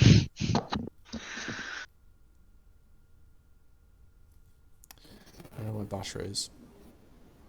He said he'd be right back. As soon as Cal takes one round of the healing spirit, she's gonna at least try and go search for Tarek as well. Okay. You're very crackly still, but I heard you. Make a There's Bashra. survival check with disadvantage. Bashra, Bashra's back. make a final survival check if you would like to keep searching for your friends. Yep, I very much would. Oh, Kel, that could have been so good. No. Bashra, being not accustomed to the snow caps necessarily, but without the padded shoes on your feet, you feel a very slight vibration, and you start picking up on that and try and detect that where it's strongest, and then you feel the source where you feel is the strongest, and you get the sense that someone's fighting for life under there. You start digging. I dig. You will start digging in that spot, tearing up the snow. And it would be at this point that Kel and Adamus, you looking together, you start digging in a different spot as well. Bashra. Oh boy. Tarek, make me a death saving throw. Okay, so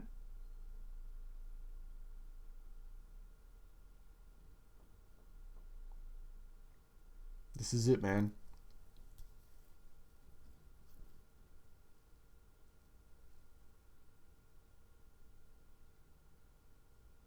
Okay. So, Bashra, as you tear through the snow, trying to pull out anyone that you can find, you feel a body, and the vibrations continue, and you feel more and more, and it's getting colder. As you pull the snow across, you grab the tunic of what once was Tarek, and you pull with all your strength, and the clothes rip, leaving him in the snow, and you grab him with both hands, and you pull and pull. And as you pull him out and feel the snow and watch it drift off, you see the lifelessness in his eyes. The tongue lolls out the mouth, and his body limp.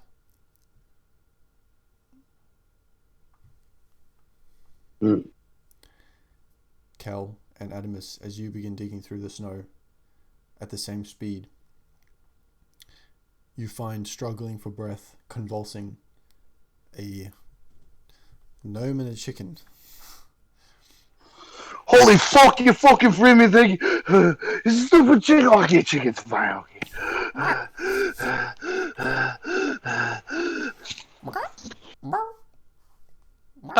Do I see Bashra pull Tarek out?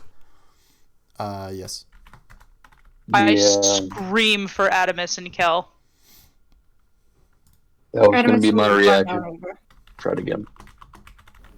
Cal too. Adamus will run straight over, yeah. I'm gonna Yeah, I'm gonna head just over there cure too. wounds Plink. He's still alive, but I still Thank want to you. make sure that he's not gonna die. And then I'll run over and try and cure wounds Tarek as well. Cheers that. You try and inject what life you can into the body of Tarek, but you get the similar sense that you did when you cast it on Kayla. It connects with the body, but it doesn't give you a sense of if they're alive or not. Just, you see some frost burns heal. No breath seems to be coming from Tarek.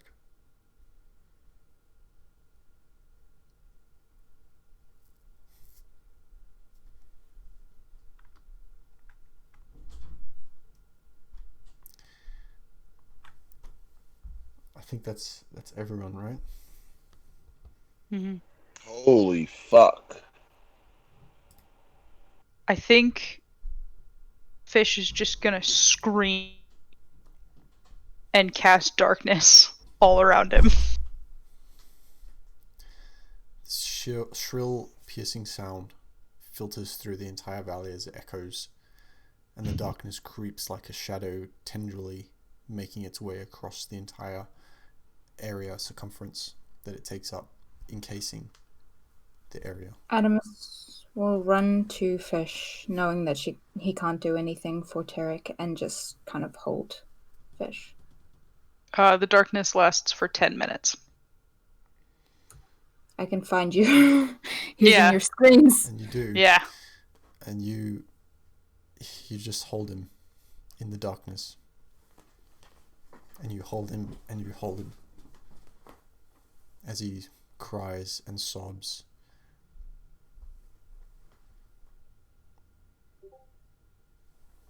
You hear Fish whisper, "It should have been me." And Adamus will respond, "Never."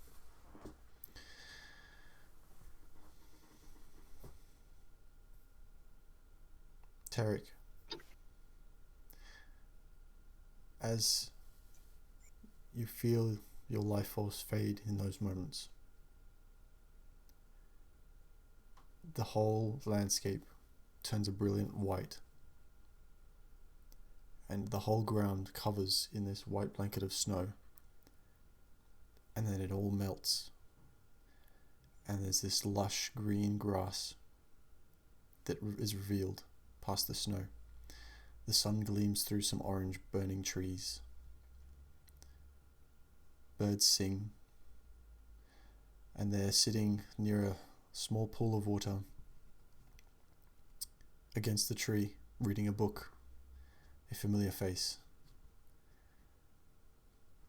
He looks up and says, "It's been a while, Dad."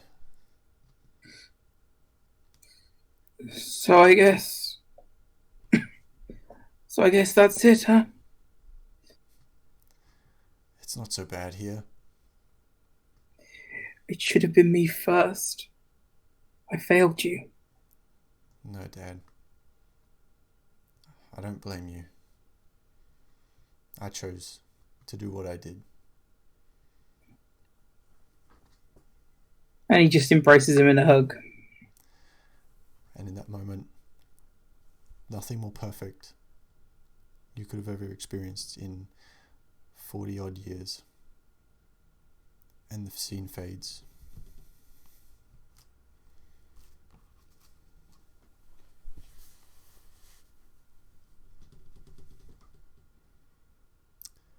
I think that's where we'll leave off this session. Jesus fuck. We'll pick it up next time. Come on, man. He just got Welcome to the party, dude. I'm so sorry. Damn. So about those other characters I said to you. Well, damn. That was the quickest entrance and exit I've seen. I am so sorry, dude. Oh, listen, Yeah, my character is holy Spurt. shit. He's Spurt. So I hope Strixie No gets spoilers. a flashback every time he casts Eldritch Blast from now on. were you guys able to save by chance? Huh? It's not Trixie's fault. He died, right? It was. Who? Tarek.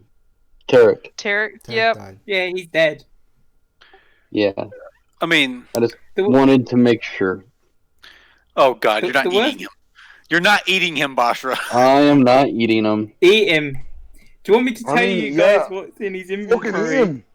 If you want to ransack. If you want to Yeah, ransack let's his check his body, I can tell you inventory. what's in his inventory. No, He's not gonna Fish would ransack it. stop anyone from doing that. We'll get You- to we'll get to item details if that ever comes up in the next session. The worst bit is he didn't even get to know who Trixie was before they cast the Eldritch Blast and sealed his fate. That's true. Yeah. Like, He- hot it was- damn. It was one of the two party members he hadn't even spoken to. Man, That was intense. He was so You know, young. Listen, you know, I've got to ask though. How old is everyone? Like, 6. how old is everyone? 6. Okay. Adamus is 13. 24. Okay. 56. Okay. So the oldest one here died. To be fair, Yeah, I think Voshra is like 16. lived He's alive. not very old. he's 67. He lived a I- life. Old folk don't hang out around here long. Trust. Yeah. And I'm gonna do in true Corvar fashion and turn it about him. I stopped a fucking avalanche. Yeah. Pretty fucking impressive, though. It's not doing anything well for his ego. Oh no, his ego is going to swell from this. I wonder when this episode goes out if people are going to think I was just a guest player because of that. Yeah, that's rough, man. And we're not even playing next week as well, so it's gonna be... Dude, It's more. I want to point out, I drew Tarek. Well, in that case, then That night of the campfire. Tarek will live on in your memories. And in Boshra's Oh, God. there was so much Talk about the backstory. teacup. There was so much backstory. And the body when Beisha eats him. Drew him. Oh man. There's no point. There's no point posting the other visual stuff I was going to post. What an image. Yeah, no, it was good to have two T characters coming through and leave. Which, by the way, He is- too. No, Trixie in this world, left. in this world, T is a curse. That's what it is. Yeah, it clearly gonna keep is playing because T. that don't work around here. Fuck it. Do you know what? In another campaign, I'm going to have to play that character because the backstory and everything was really good. Yeah, but it's so tragic though. No, it's not. It's not anyone's fault. It's if I'd roll. I Dude. imagine if I succeeded. Imagine if I succeeded my last death save, I would have made it out, but barely. Dude, Yeah. Fish is gonna have severe survivor's guilt now. Yeah. It's like Don't worry. No. Don't. I'll tell you something now about his backstory. Everyone he loved is dead, so don't worry about it. So he's with everyone he loved. Well, no, okay. So I want to, as tragic as seeing a PC die, I do want to ask, objectively, stepping out of the party for a little bit. As much as I hate to say this, Tarek was someone who was with us for a day, and he died. And this is more. Oh, This yeah. is more. I know. This is more Korrivar's point of view pointing through, but outside of character, do we really care? Well, I mean, Yes. Korrivar I mean, had you a shouldn't. pussy when Kayla died, and he knew Yeah, her you for a knew night. fucking Yeah. Jesus Christ, Korrivar, come on but- now. I had relations with Kayla. There's a Hey, difference. to be fair, the reason that You had Fish a reacted relation so with harshly, her.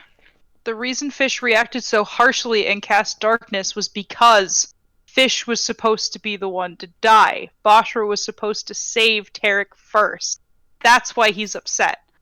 He's more That upset makes sense. that, like, yeah, he's more pissed that, like, it was such a close call and it was like the flip of a coin and Fish was found first. And he actually did start bonding with Tarek that night at the campfire. No, So he cares. no, that was He more likes me- Bastards, Korrivar. Yeah, that was more me just kind of that was me just kind of like poking at the already sore issue and everything. No, I get it. I was there for all that. Yeah. So and honestly, Korrivar doesn't know. Korrivar still passed out in the snow. So Tarek, Fish- that's our great brave leader, passed face first in the snow, probably drenched in his own piss. I mean, No, he's not going to see. But to no, be fair, I didn't. he's not going to know that.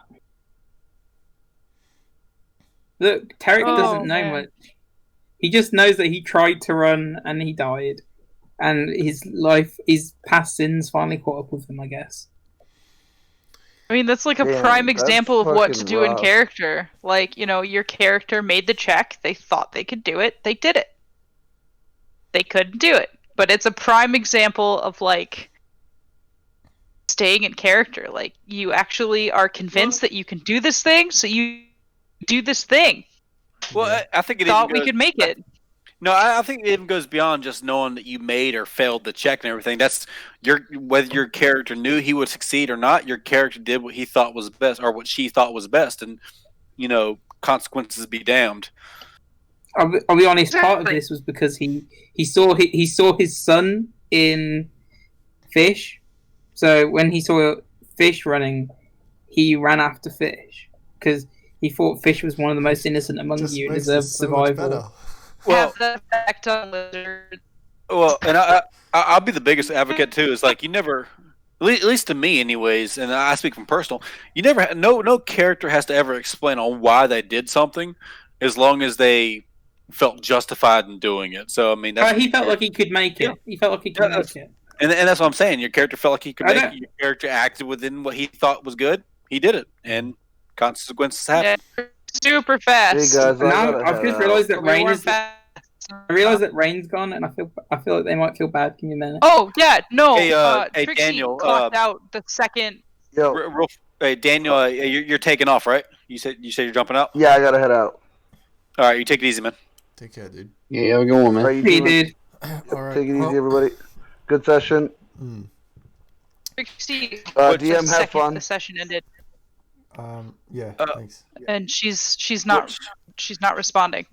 Well, I mean, I understand. Yeah. I'll But chat to you. but same thing for your character. I mean, honestly, the minute that Corvar decided he could channel a fucking mountain, I knew Corvar was gonna die. I don't know. I thought he was gonna die. Yeah. But I mean, Dude, it consequences. feels so. Look at the dice. Look at the dice. Yeah. I've had many characters die that way. One of my favourite character I died just. in a self-sacrifice that became I could make it out of here, and his moment of hope he died. So Dude, I feel so because like my scary, like I can't. Eh? You're real robotic.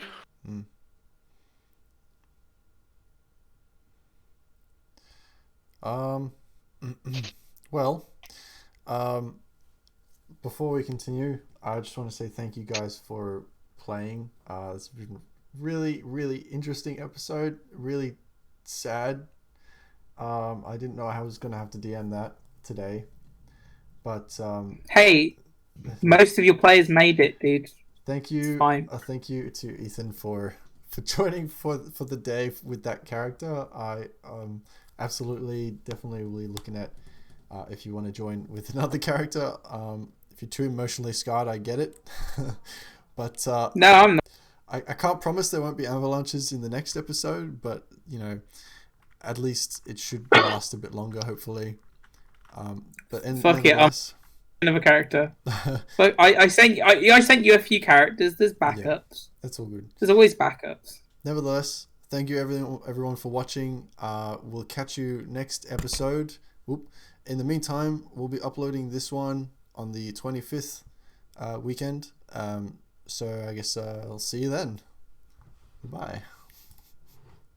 Bye.